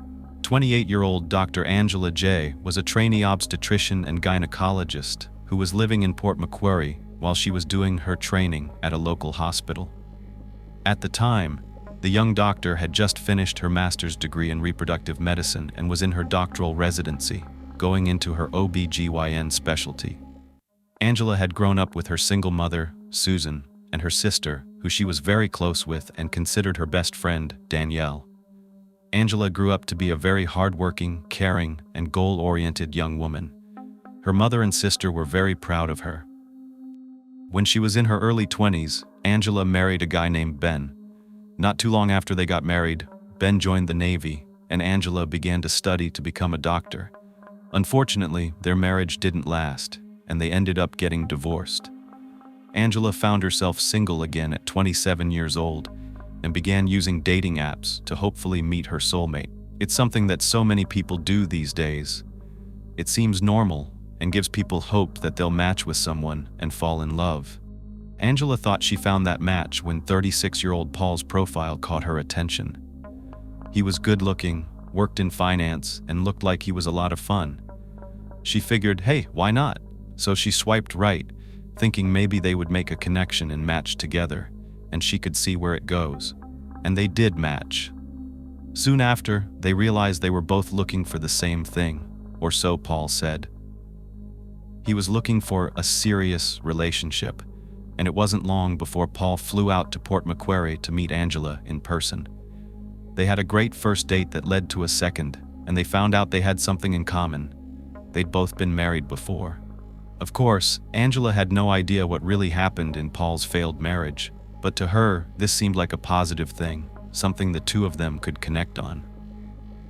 From Paul's profile on Tinder and also what Angela saw on his Facebook profile, he looked like a hard-working guy who had a lot of friends, liked kids, and even took care of his nephews, taking them fishing.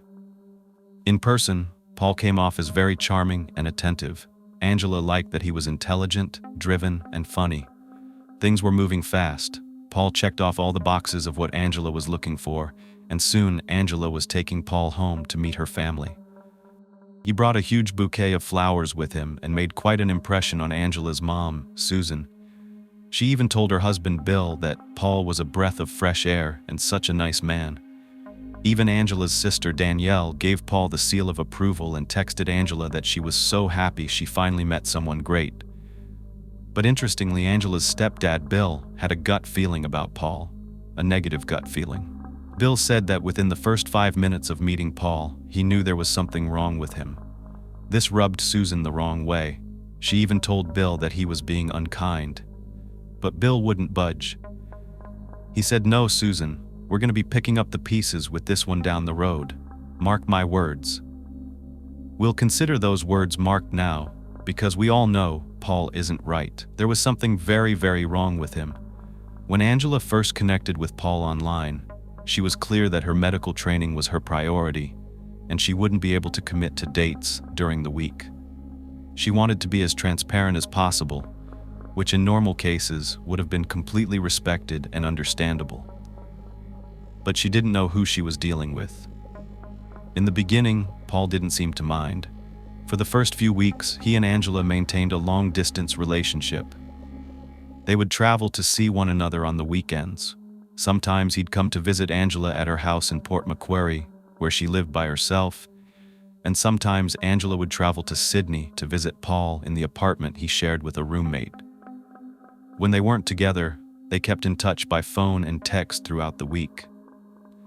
Paul told Angela he worked in finance as a banker and lived over 4 hours away in Sydney, so he was way too busy. They seemed like a good match. In fact, during the first couple of weeks of their relationship, things were really good.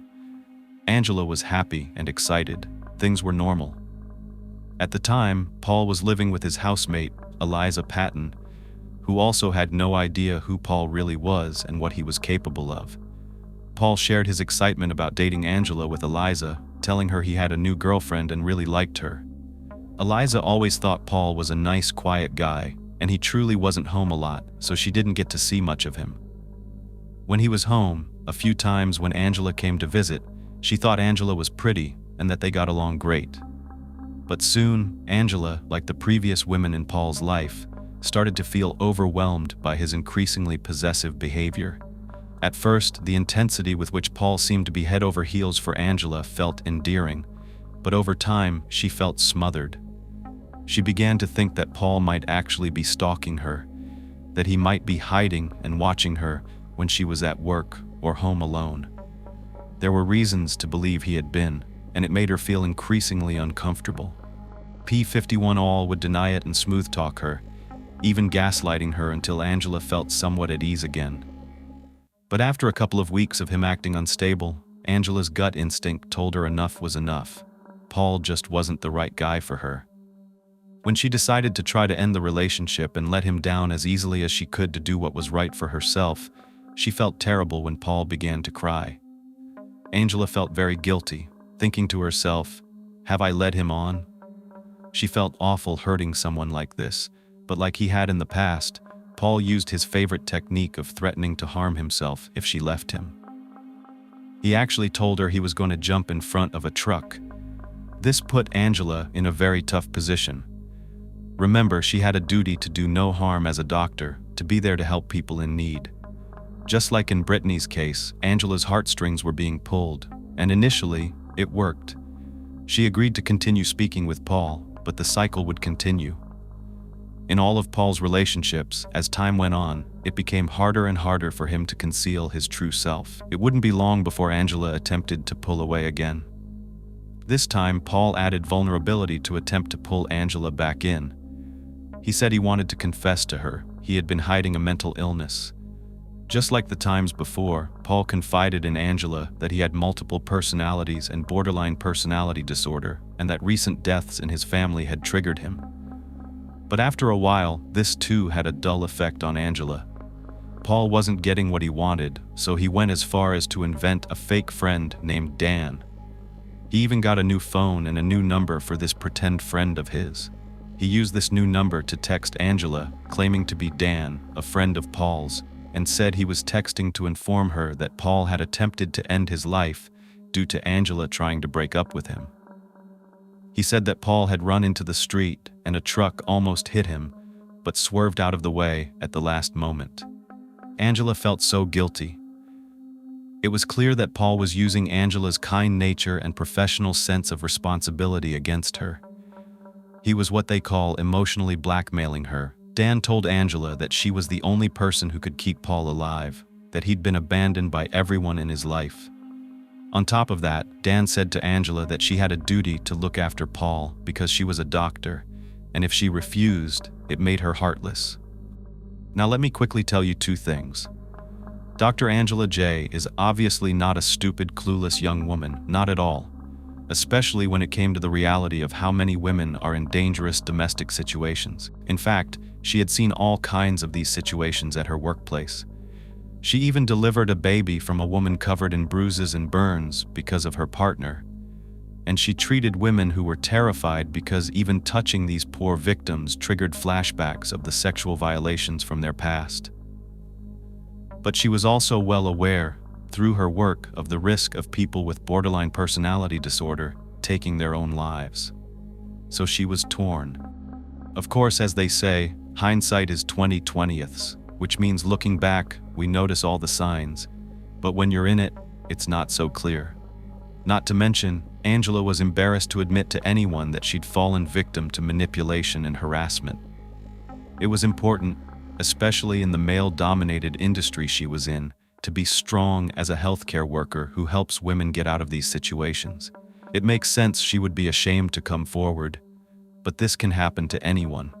However, there's a stigma that domestic situations like this only happen to weak people who let themselves get into these types of circumstances, but that's just not true. There's also the fear that getting the police involved could affect a doctor's career, which is why Angela had been reluctant to reach beyond herself to sort this out. I can imagine she also felt, I'm a doctor, I should know how to handle this. And she did try, but the Dan ploy worked. She went against her instincts and agreed to stick by Paul for the time being, since he seemed to be hurting so much. Perhaps she could help with what was going on beneath the surface. Angela's own psyche was not obvious to her in the moment, but she was being broken down. The manipulation happened like a drip feed. It was slow and subtle, and it was wearing down her self-worth, making her doubt her own judgment. Just a reminder, it had only been a month since they had been dating. Even though she promised to stick around, she made Paul aware they were no longer romantically together. She needed to see how things played out. Paul seemed satisfied at the moment. On Saturday, the 29th of October 2016, the same day that Paul had texted Dr. Tai asking for that urgent appointment, Angela invited Paul to join her at her school reunion at the Crown Plaza in Terrell, which is 3.5 hours from where Angela lived in Port Macquarie, but only an hour and a half away from where Paul lived. So he took the drive and met Angela there. Angela was explicit in telling Paul he was joining her as a friend, nothing more. The only reason she was allowing him to come was because she had already added him as a +1 when they had first met. Even after everything Paul had put her through, she hoped that a night out together as friends would maybe help to improve his mental state, and perhaps there could be more between them later on. She did warn him to please act normal and not to make a scene. There were former classmates of hers there, and of course, she didn't want to be embarrassed or worse. But as we could have guessed, during the event, things were not going well. Angela was noticing things that she was not okay with. Paul was once again emotionally blackmailing her into getting back together, and she wasn't sure what to do about the situation. He began causing a scene, which is what she was afraid of, and now other people knew that things were not okay between them. She was so upset that she confided in one of her friends that she felt scared of Paul and didn't want to be with him. After a few more of her friends came to her side, Angela began to see things from a different perspective. During this time, her friends called Angela's sister, Danielle, and told her to come quickly. They explained what was going on, and Danielle came as fast as she could. When she got there, she saw Paul in the street yelling at Angela, who was in tears. When Danielle tried to intervene, Paul began yelling at her too. So Angela jumped into Danielle's car, and they sped off. Within just 10 minutes of pulling away, Angela divulged everything to her sister, and they realized this was not an isolated incident. Paul left the event and took Angela's purse with him. Inside was her phone and all of her keys. She was at a loss for what to do, so her friends stepped in. Even though it took them several hours, they were able to get all of Angela's things back. At that point, Angela realized Paul had gone well beyond manipulation and control. He was willing to do pretty much anything to exert his power over her. This alarming incident marked a turning point for Angela. It was now clear that Paul's behavior was not just emotionally abusive, but also dangerously invasive. It was the wake-up call. Angela needed to take serious action to protect herself from his escalating threats and actions. After the event, Angela decided to stay at her sister's house rather than in the hotel like she had planned. However, during the night, Paul came to Angela's sister's house unannounced at least 2 times. He also sent more than 50 threatening text messages and made countless calls to Angela's phone. The next morning, her sister urged her to go to the police and report Paul's behavior. This time, Angela agreed, and the very next morning, on Sunday, October 30th, she and Danielle visited the local Gosford police station together. She met with Senior Constable Bradley Clarkson and explained the entire situation, emphasizing that she felt scared of Paul and that he tried to make her feel guilty with threats of self-harm. Clarkson ran Paul's name through the National Suspects and Offenders system and noticed that Paul had an extensive record with a long history of mental health issues and other safety concerns. The thing is, the constable was not at liberty to reveal what he found in these records. He didn't have the authority to do so. However, he alluded to the fact that Paul was very well known to police and that his record did include themes of self-harm and safety concerns. This information made Angela feel validated in coming there to report Paul. The officer then encouraged her to call the police if anything changed or if Paul continued to make more threats of self-harm.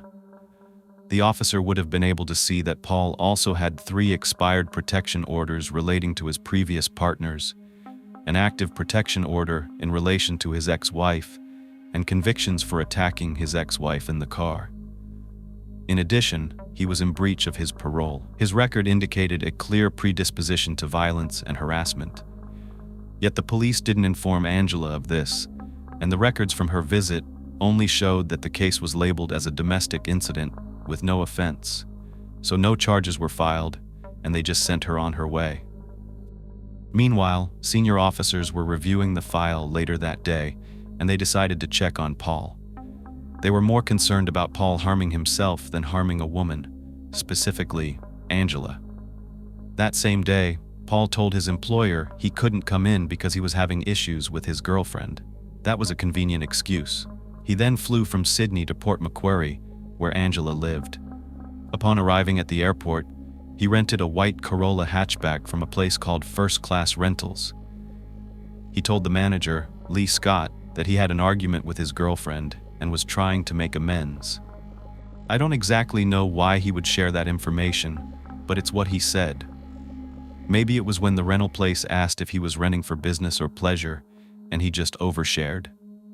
Now recall that Paul was not supposed to be driving due to his prior traffic offenses.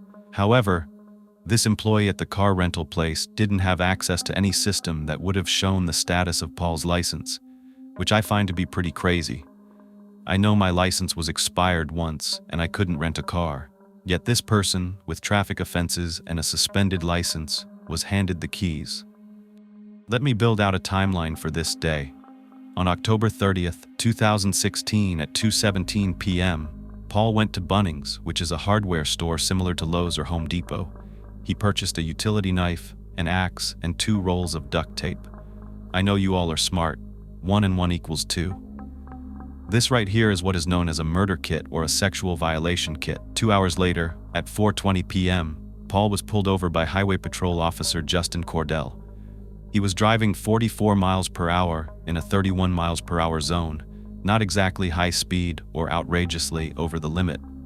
But this time it was clear that Paul's license was suspended due to a DUI. He was issued a court attendance notice. However, Paul used his powers of persuasion to convince this officer that he was unaware his license was suspended. He acted surprised, and I can't tell you why, but this officer fell for Paul's tricks. That actually made the officer note, "Oh yeah, you have a good traffic record, except for that DUI." Paul told him that he was going to get his girlfriend, who was a doctor, to come get his car and return it to the rental company. So this officer agreed to leave him there with the keys. What the heck? The officer drove away while Paul was sitting there on the sidewalk pretending he was waiting for his doctor girlfriend. I love how he threw that in there. He probably name-dropped as well. But Paul had no intention of waiting for anyone to pick him up. As soon as the officer was out of sight, Paul got back in the car and continued on his way. I can't even wrap my brain around how these men keep getting away with stuff like this.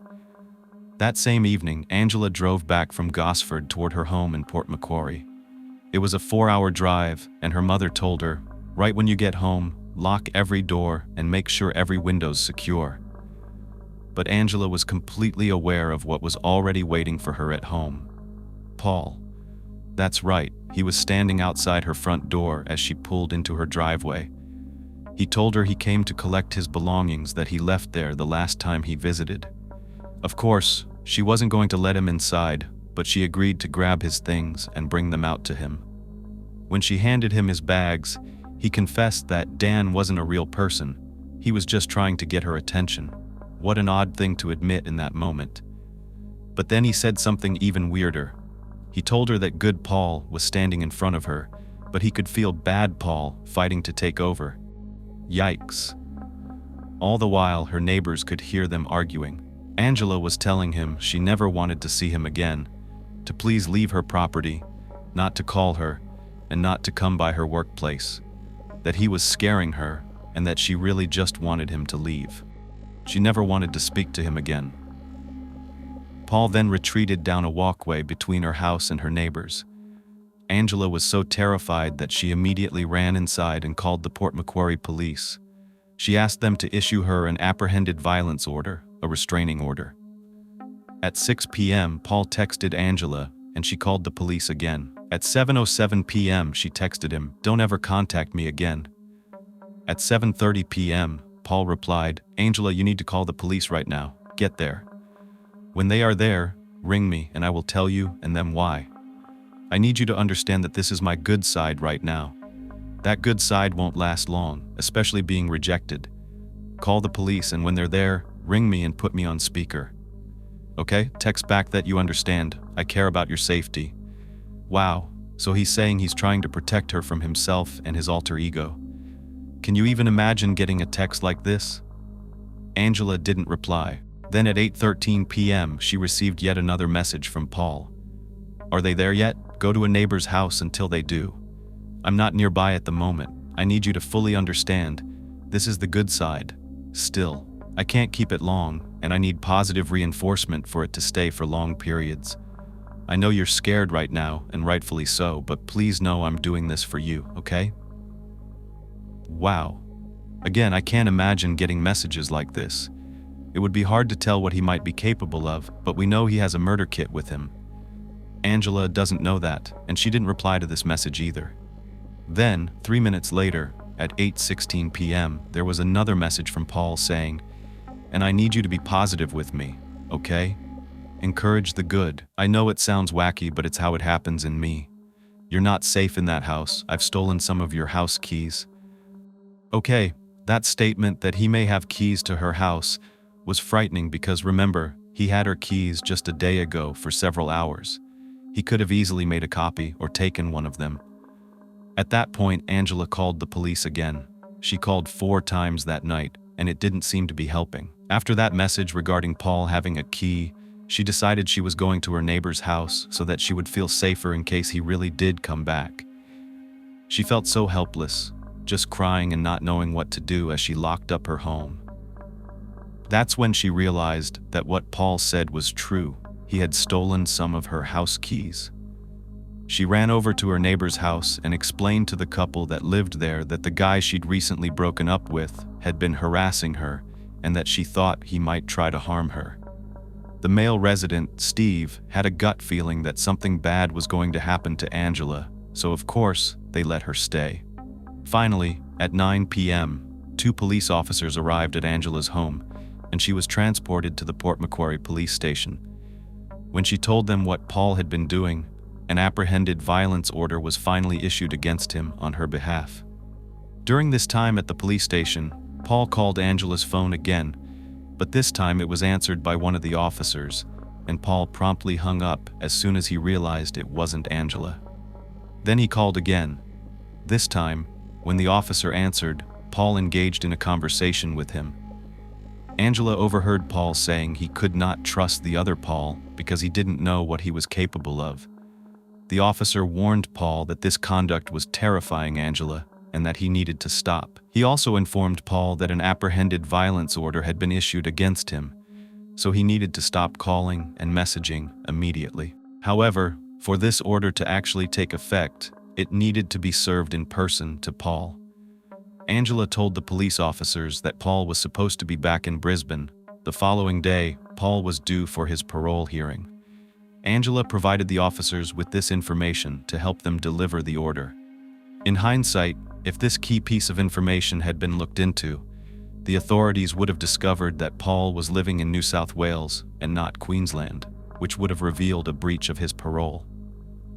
However, at the time, the New South Wales police force had no way of knowing what the parole conditions even were. The only way this information would have made a difference is if the officers had contacted Paul's parole case manager, and they wouldn't have been working at that time of night anyway. So, it didn't really matter in the grand scheme of things. After the apprehended violence order, AVO, was issued, Angela went home and took several steps to protect her safety under the advice of the officers. She made plans to stay with relatives and informed her neighbors about the situation, which was smart. This way, they could be on the lookout for any suspicious people or activities around her residence. However, she had to return to work. Her career was very important to her.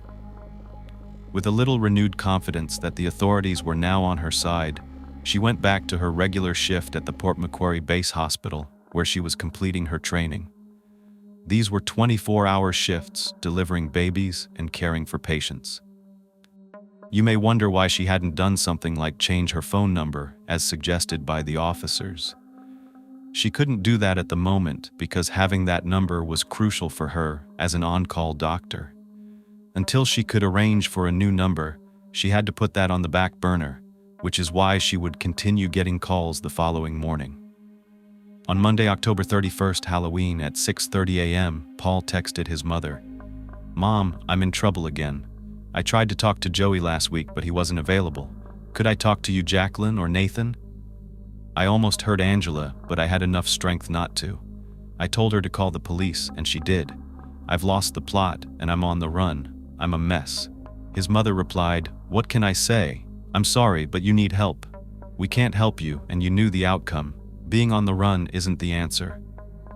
Paul texted back, "I'm a psychopath. I really am. Could you or Jacqueline call me later when the boys have gone to school? I've lost the plot again. Please don't leave me alone." Now, I had not heard the phrase, "lost the plot." Of course, the plot it's the context, the series of events that unfolds from start to finish. But in this context, Paul is saying he's confused. He's lost the plot. He's lost his way, maybe even his mind. He doesn't know what he's doing or what's going on. This was the same day Paul was due to attend his monthly meeting with his parole officer, but as I foreshadowed, he would miss meetings. This was the one where he called in sick, saying he had a head cold and couldn't attend. His parole officer advised him to attend on November 3rd, but I already told you he wouldn't make it to that one either. Meanwhile, Angela's mother traveled to Port Macquarie and stayed at her house to keep an eye on her. By then, Angela figured out which keys were missing, and she disabled the locking mechanisms on those doors. She contacted her landlord to ask them to change the locks and remove the door handle from her downstairs bedroom. This is a sign of how unsafe she felt. Angela also stashed knives throughout the house, so that at any moment, she could grab one and arm herself in case Paul broke in. She even contemplated telling her work colleagues what was going on. Maybe not the whole story, but she thought she should at least inform them that if she didn't show up for work, they should call the police. However, she kept the ordeal to herself for the time being, hoping that Paul had gotten the message and would leave her alone. However, Susan, Angela's mother, told her supervisor that she needed to take some time off. When they asked her why, she blatantly said she had to spend time with her daughter because she was in fear for her life. Susan drove to Port Macquarie and stayed with Angela for the next few days. She cooked her meals and was there to make Angela feel more comfortable. Later that same morning, October 31st, the police called Angela to say they had been trying to serve the AVO to Paul, but were unable to make contact with him. They had gone to the airport, as Angela suggested, to intercept him because she told them Paul was going to be flying back to attend his parole meeting. But of course we know Paul never got on that plane, and the airport staff refused to tell the police if he was a passenger or not. I'm sitting here thinking, they're the police. But I understand this wasn't an arrest warrant, it was just a restraining order, so maybe it didn't hold as much weight. Sadly, all they could do was alert their supervisor to what happened. It turns out Paul had been hiding in Angela's town of Port Macquarie since being pulled over by the highway patrol officer the day before. At 10 a.m. on October 31st, Paul visited a firearms store and attempted to buy a gun. When he was told he would need to show his driver's license to make the purchase, he realized that if they ran it, they would see it was suspended. Additionally, he didn't want to leave a record of buying a gun. Instead, he asked for a taser, only to be informed that tasers were illegal. Frustrated, he attempted to persuade the store owners with a sob story about needing protection for his girlfriend, who was scared of her ex-boyfriend. What he failed to mention was that he was the very ex-boyfriend his girlfriend was afraid of. The store owners advised him to buy a personal alarm instead of a weapon and directed him to another store, but that wasn't good enough for him. It was clear that Paul had plans to cause harm to Angela. He left without making a purchase, but returned around midday and wanted to buy a knife. Again, the owner tried to dissuade him and offered a heavy-duty flashlight instead. Ultimately, they allowed him to purchase the knife he chose, even though it seemed they sensed something was off about him. Just so you know, it wasn't illegal for them to sell him a knife. That afternoon, Paul rented a room at the Rotary Lodge, a hotel right across from the Port Macquarie Base Hospital, where Angela was working. He used a fake name, Brady Jackson, and told the hotel staff that his wife was a patient currently staying at the hospital. This sob story was likely intended to elicit sympathy and disguise his true intentions. The lodge primarily accommodates family members of patients, but Paul used it as a base to stalk Angela as she came and went from the hospital for her training. He told other guests that his wife had just given birth to a premature baby and that he was waiting to take their newborn home. He also rambled about how his wife's doctor was being stalked by a former boyfriend and introduced himself as Toby, not Brady or Paul. Throughout the day, he appeared agitated and spent most of his time chain-smoking. People he spoke to found it odd that he seemed to care more about the doctor being stalked than about his wife and their newborn. Moving on to November 1st, Paul returned the Toyota Corolla to the rental agency and swapped it for a larger vehicle, a Toyota Targo minivan, claiming he needed more luggage space. However, later that same day, he returned the vehicle and asked for the Corolla back, stating that the Targo was too big. The rental manager noted that the vehicle was full of trash and extremely dirty, despite only being used for a couple of hours. At 3:26 p.m. that day, CCTV cameras captured Paul filling the Corolla with gasoline and purchasing a 1-gallon gas can, which he also filled. He then texted his sister and brother-in-law the same message: "You can call the police. This isn't a joke. I won't call again. I have to do this before I change and someone gets hurt. You need to stay away from me. I'm not safe. Mom too." Neither family member replied to Paul's messages. They had spent years trying to help him, and because he had previously threatened self-harm, they had been advised not to engage with such messages. On November 2nd, Paul returned to Bunnings, the hardware store where he had initially bought items for his murder kit, and purchased a club hammer, a crowbar, and zip ties. Later that evening, 2 officers in New South Wales conducted a welfare check on the apartment he shared with Eliza, following Angela's initial police report regarding Paul's concerning behavior during her school reunion. Eliza informed the police that she hadn't seen Paul in several days, and she thought that he was probably with his girlfriend. And poor McSy. Now that's concerning, because the officers never contacted Angela, or Paul's parole officer, or his family in relation to this welfare check. You'd think that they'd put 2 and 2 together, and they would know that Angela was in harm's way. But no. Angela was still aware that she was not safe. She actually considered driving somewhere in her car and sleeping in it. That's how scared she was, or even sleeping at the hospital in the on-call room. She even considered going into the ER and faking a condition, like appendicitis or something, so she could get admitted, just so that she could get out of Paul's reach. On the 3rd of November, Angela went to work at the hospital as usual, and her mother left Angela's house and headed back to her home. It was the same day, around 3:15, that one of her neighbors noticed a man inside of her kitchen. He wasn't wearing a shirt, and then sometime later, he was seen outside smoking a cigarette on her back porch. It was Paul. Paul was inside Angela's house, and she didn't know it. Now, I thought the neighbors were supposed to report anything suspicious, but they didn't alert Angela to the man inside of her home. This was only relayed after tragedy struck. Paul had been hiding in a nature preserve behind Angela's house, watching, waiting for his opportunity to catch her alone. 2 hours later, at 5 p.m., Angela came home from work, unaware of what her neighbor had seen, and without a clue that danger was lurking in the shadows of the home that she now thought was safe. She went inside, turned on the TV, and put a bowl of spaghetti that her mom made her into the microwave. After having a bite to eat, she was tidying up and then she went to her bedroom around 6 p.m. to pack a change of clothes to take over to her cousin's house where she intended to spend the night. But as she stepped into her bedroom, Paul jumped out of her walk-in closet. Before her brain could even register what was happening, he lunged toward her with a knife in his hand. She screamed, and he put his hand over her mouth. Then he looked her in the eyes with this really intense look and said, "It's okay, I just want to talk." Angela pleaded with Paul to let her go, and he warned her he had removed all the knives that she had hidden. Angela had to think quickly, so she said, Okay, I will talk to you, but please let me use the bathroom first." Paul actually allowed her to, but not without the door wide open and him watching her every move. Angela was in fear for her life. She was shaking uncontrollably and buying time, trying to figure out what to do. After she was done, he told her to get out of the bathroom and go sit on her bed. Then he began his interrogation. He wanted to know where she had been, who she'd been with the last few days, and whether she had been with another guy. All the while, Angela knew that Paul was unstable and armed with a knife. She knew that she had to try to get away or die trying.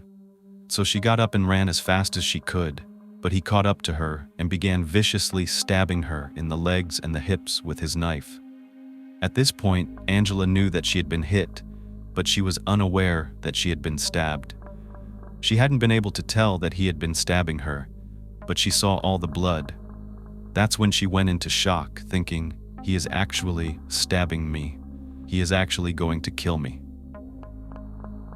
And he didn't stop. She received 11 wounds to her chest, arms, and legs. She was so scared, and she felt so alone. She thought about how she was going to die in her own house, that she should have never gone back to. There were so many thoughts going through her head, like the fact she would never see her family and friends ever again. At this point, with all the strength she had left, Angela was somehow able to stand up, but Paul grabbed her again. This time, instead of stabbing her, Paul was pouring gasoline over Angela's head, just dousing her whole body from head to toe. Her eyes were burning. It was inside of her mouth and her ears, and she knew that Paul was going to set her on fire. She knew that it would only take a second for her to go up in flames. I'm not being dramatic. You will understand how we know how all of this played out and how we know all of these details. I cannot imagine being in that kind of fear. Despite bleeding profusely and being in immense pain, Angela refused to give up. At the same time, her neighbor Steve was outside in his front yard walking his dog when he heard a scream coming from Angela's house. Now his gut had already told him that something bad was going to happen, so he quickly grabbed a crowbar from his work truck and started running towards Angela's driveway. The gasoline that Paul poured on top of Angela acted like a lubricant, and she was able to slip out of his grip. Paul slipped and fell, and she was able to run to her front door. At that moment, Steve was only about 15 feet away from Angela's front door when he saw it open, and to his surprise, he saw her emerge from inside, screaming and covered in blood. Even from there, he could smell the gas. Vaseline was permeating from inside the home. Angela kept screaming over and over, "I'm gonna bleed to death. I'm gonna bleed to death. Please call an ambulance," as she ran away from her home and toward her neighbor, Steve. He grabbed her and was able to get her into his garage next door. Steve yelled to his daughter, Amy, to call an ambulance. Against the odds and despite her injuries, Angela was able to direct her neighbors on how to treat her wounds in order to save her life. Here's part of Steve's call to emergency services. Is there any serious bleeding? Yes, there is. Is she completely alert? Yes, she is. And what part of her body is injured? Her leg and her arm. Her upper or lower? Yes, upper arm and her leg. While they waited, Angela stayed calm. She gave them step-by-step instructions. They got towels to start making tourniquets where the stab wounds were. Angela had lost a lot of blood.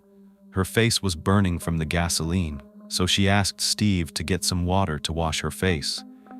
He didn't even realize until that moment that the reason he was still smelling gasoline was because she was doused in it. These neighbors were awesome. They held her hand, encouraged her, and told her it was going to be okay, that she was doing great. And they waited. Finally, the ambulance arrived along with several police officers. Angela was so relieved when she realized they were there to save her. She knew she was probably going to be a difficult patient though, because she's a doctor. She was already bussing them around when she got on the gurney, telling them what they needed to do. But this was her instinct. She was rushed to the hospital so doctors could continue the life-saving measures.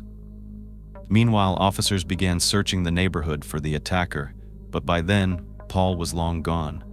He had run to the back of Angela's house where he parked the white Corolla. He got inside and sped off. You would think he would go and hide, go silent, pretend that he had nothing to do with this. But at 7:05 p.m., just minutes after the ambulance arrived and attempted to save Angela's life, Paul actually called her phone. She literally was being rushed to the hospital. Steve answered her phone and heard a man's voice. He said, "Who is this?" In the most calm voice, Paul said, "How is she? I didn't mean to do it. I want to talk to her. You know an AVO is not going to stop me. I know where to find her." Steve realized that this was the guy who did this to Angela, and he was shocked. So Steve snapped at Paul. He said, "How the hell do you think she's doing, you spliv bastard?" Paul hung up and immediately messaged Angela's mom on Facebook. "I can't even believe people like this exist." At 7:34 p.m. he messaged her saying, "I tried to stop him. I told the police to do more. I told them they wouldn't listen, and now he's hurt someone I care about deeply. I hope she's okay. I'm gonna kill myself and I'm sure you'll welcome it. Tell Angela I'm sorry I wasn't strong enough to stop him. He tried to stab her and light her on fire. He's fighting his way out, and I can only hold on so long. I'm not dominant. An AVO isn't enough. Tell them to do more. I'm sorry you're scared. I'm saying this to protect you." He's talking in the third person, and Susan said it was cruel. It was just absolutely cruel. At the same time, officers had finally made the connection between Paul's road stop a few days earlier and Angela's reports of domestic incidents. A description of the Toyota Corolla rental vehicle that Paul was driving was broadcast along with reports that he was wanted for stabbing and attempted murder. He was considered armed and dangerous and was to be treated with extreme caution. 12 minutes after trying to speak to Angela, Paul texted his mother, saying, "I'm sorry, Mom, I'm taking my life." Then 4 minutes later, he called his sister. He said the police were after him and that he was just sick of hurting everyone. She told him to contact the police or a hospital. Then 1 minute later, he contacted the Sydney police station. As he was driving north out of Port Macquarie, he was still talking in the third person as he reported that someone had tried to stab his girlfriend, that he was trying to have sex with her, that he was going to tie her up and then strangle her, stab her, and then set her on fire and kill her. Then he was going to throw himself in front of a truck and take his own life. But he wasn't saying it was Paul, he was saying it was someone else. Senior Constable Sean Durbridge was on the other end of the phone, trying to convince who he now knows is Paul Lambert to turn himself in. Paul was talking irrationally. He was saying that he saw everything play out in his head and that he does evil things. He was oscillating between talking about himself and this other person. At one point, he says that he's Paul again, and he calmly tells the police officer they need to guard Angela in case he tries to hurt her again. He said the police needed to put guards at the hospital and at Angela's mother's house and her sister's house in case his evil side goes to attack them. Then he actually had the audacity to ask how Angela was doing, and the officer reported that she was alive. And that's when he started to apologize, saying that she's probably never going to want to talk to him again, you think. The officer tried again to get him to pull over so they could get him help, but instead, he hung up the phone. By that time, they were able to use GPS to track his location. He was located driving north on Pacific Highway, which runs between Sydney and Brisbane along Australia's east coast. When his location was identified, even though officers requested help from an on-call negotiator, that person refused to assist in the situation because of the level of risk involved in talking to Paul while he was driving at a high speed. As he sped along the highway, he attempted to call his former psychologist, but it went to voicemail. He then made 2 calls to his ex-wife, and those calls were recorded. He told her he had stabbed someone and set them on fire, and he told her to get his mother and sister together and keep them safe. At 9 p.m., officers began trailing Paul's vehicle in an attempt to pull him over, but he refused. So a police pursuit commenced. It was abandoned around 9:15 due to Paul's speed and his outrageously dangerous driving. However, it was recommenced after an unmarked police vehicle arrived on the highway. They sent officers to Archville Station Road overpass above the highway, and the chase only came to a stop at 9:30 after police had to deploy road spikes. Paul's car ran them over, and then he came to a complete stop. He was ordered to exit the vehicle, and he did as he was told. He was seen wearing shorts and a sweatshirt with no shoes on. In his hand was a knife. Initially, he was facing the officers, but he turned around and began sprinting towards the highway median strip, jumping over a concrete barrier. 3 officers followed after him, and they ended up pursuing him into the dark towards oncoming traffic, traveling at full speed on this highway. As the officers chased Paul, they demanded that he get off the road and put the knife down. Paul was yelling, saying, "I've got a knife," and that's when an officer said, "I've got a gun, put the knife down." 900 feet down the road from where Paul abandoned his car, he stopped running and turned to face the officers, waving the knife in front of his body. While 2 of the officers took a defensive stance with their weapons pointed at him, the 3rd officer had a high-powered flashlight, which he used to try to flash in Paul's eyes to temporarily blind him so that he wouldn't be able to advance on the officers. He also took the lead on reporting what was happening over the police radio. Now all of this occurred in the middle of the highway, in the dark. All 3 officers used every piece of training they were given to attempt to negotiate and make Paul surrender, or at least convince him to move onto the median and out of traffic. At one point, it appeared as though one of the officers got through to Paul. He managed to persuade him to move to the grass off the side of the highway, but more police vehicles were arriving on scene, and by then the highway had been shut down in both directions, with police tactical units on their way. During this interaction, several officers heard Paul yelling, "What do I have to do to make you shoot me? I want you to kill me." It was clear Paul was seeking one outcome, death by the cops killing him. After Paul got to the grass, he began walking backward away from the officers. He demanded that they stay far away from him and that no one was to creep up behind him.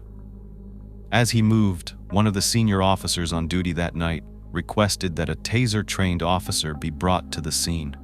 It's important to note that the 3 officers involved in this negotiation with Paul were highway patrol officers.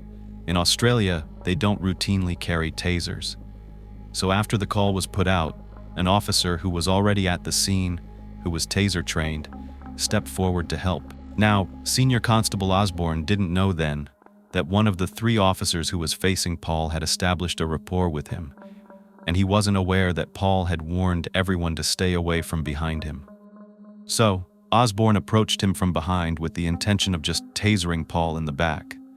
The back is actually the preferred place to tase a suspect because it's a wider target area.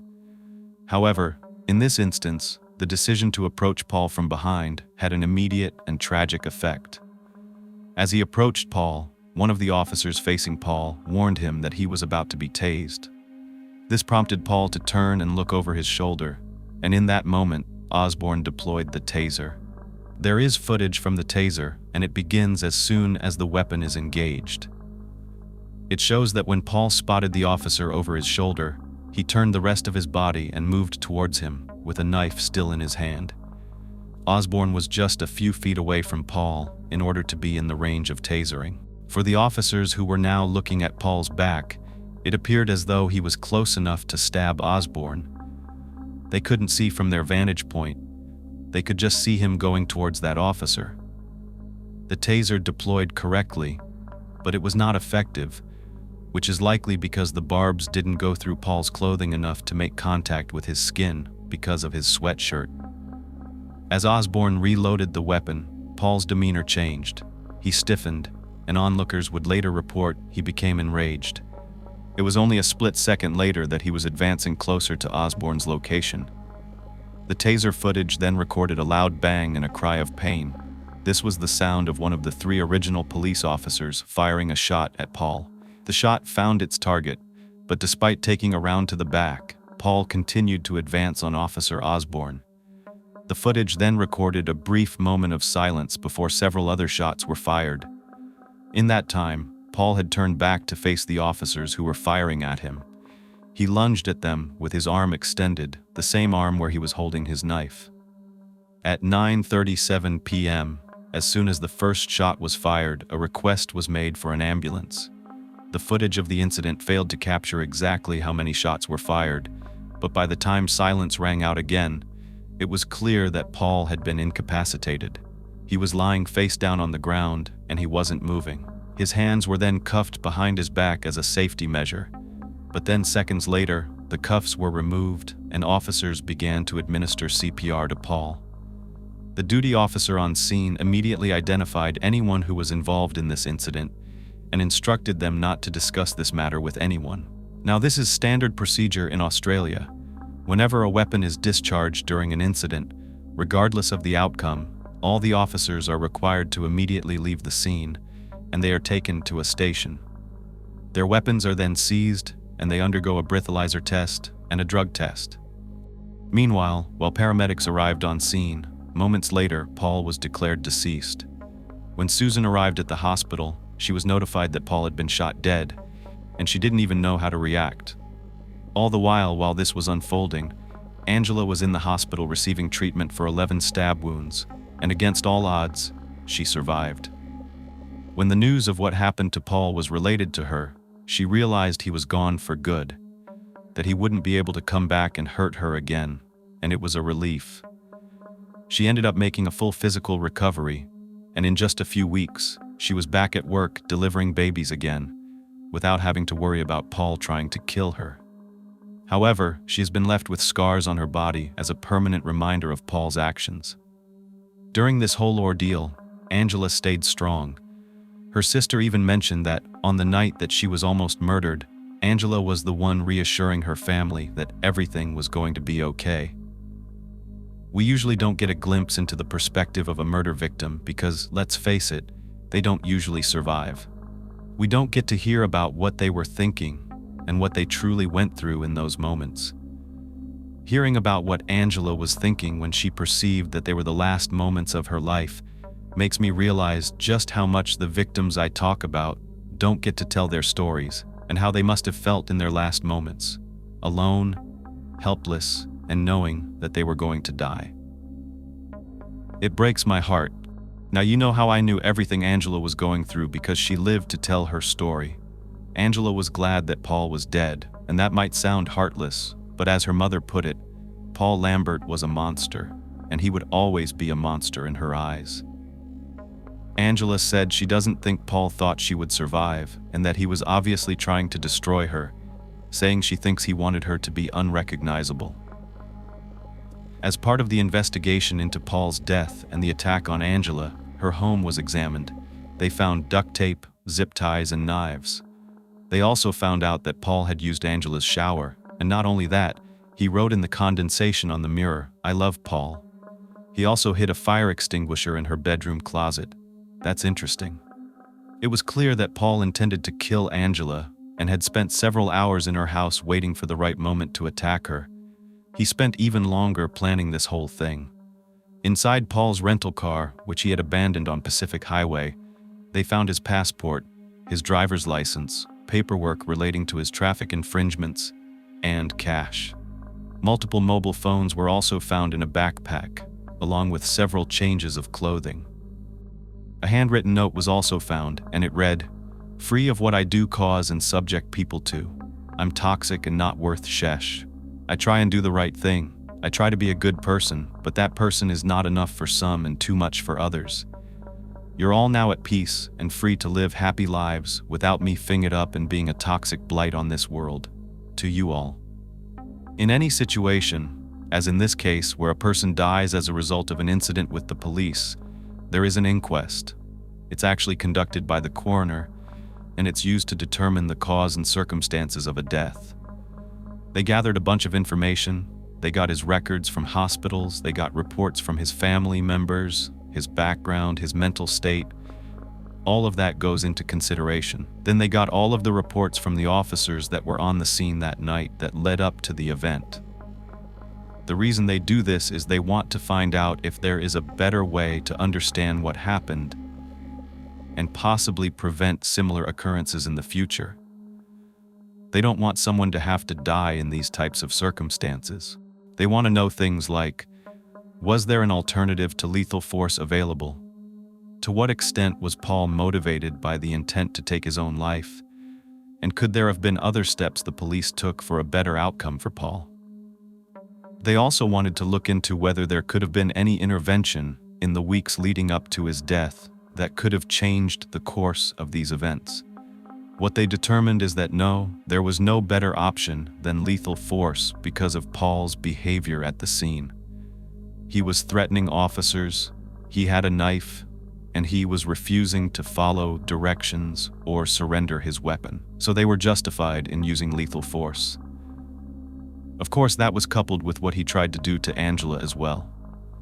In the end, the inquest determined that these officers were within their rights and their training, and that no other method could have been used against Paul.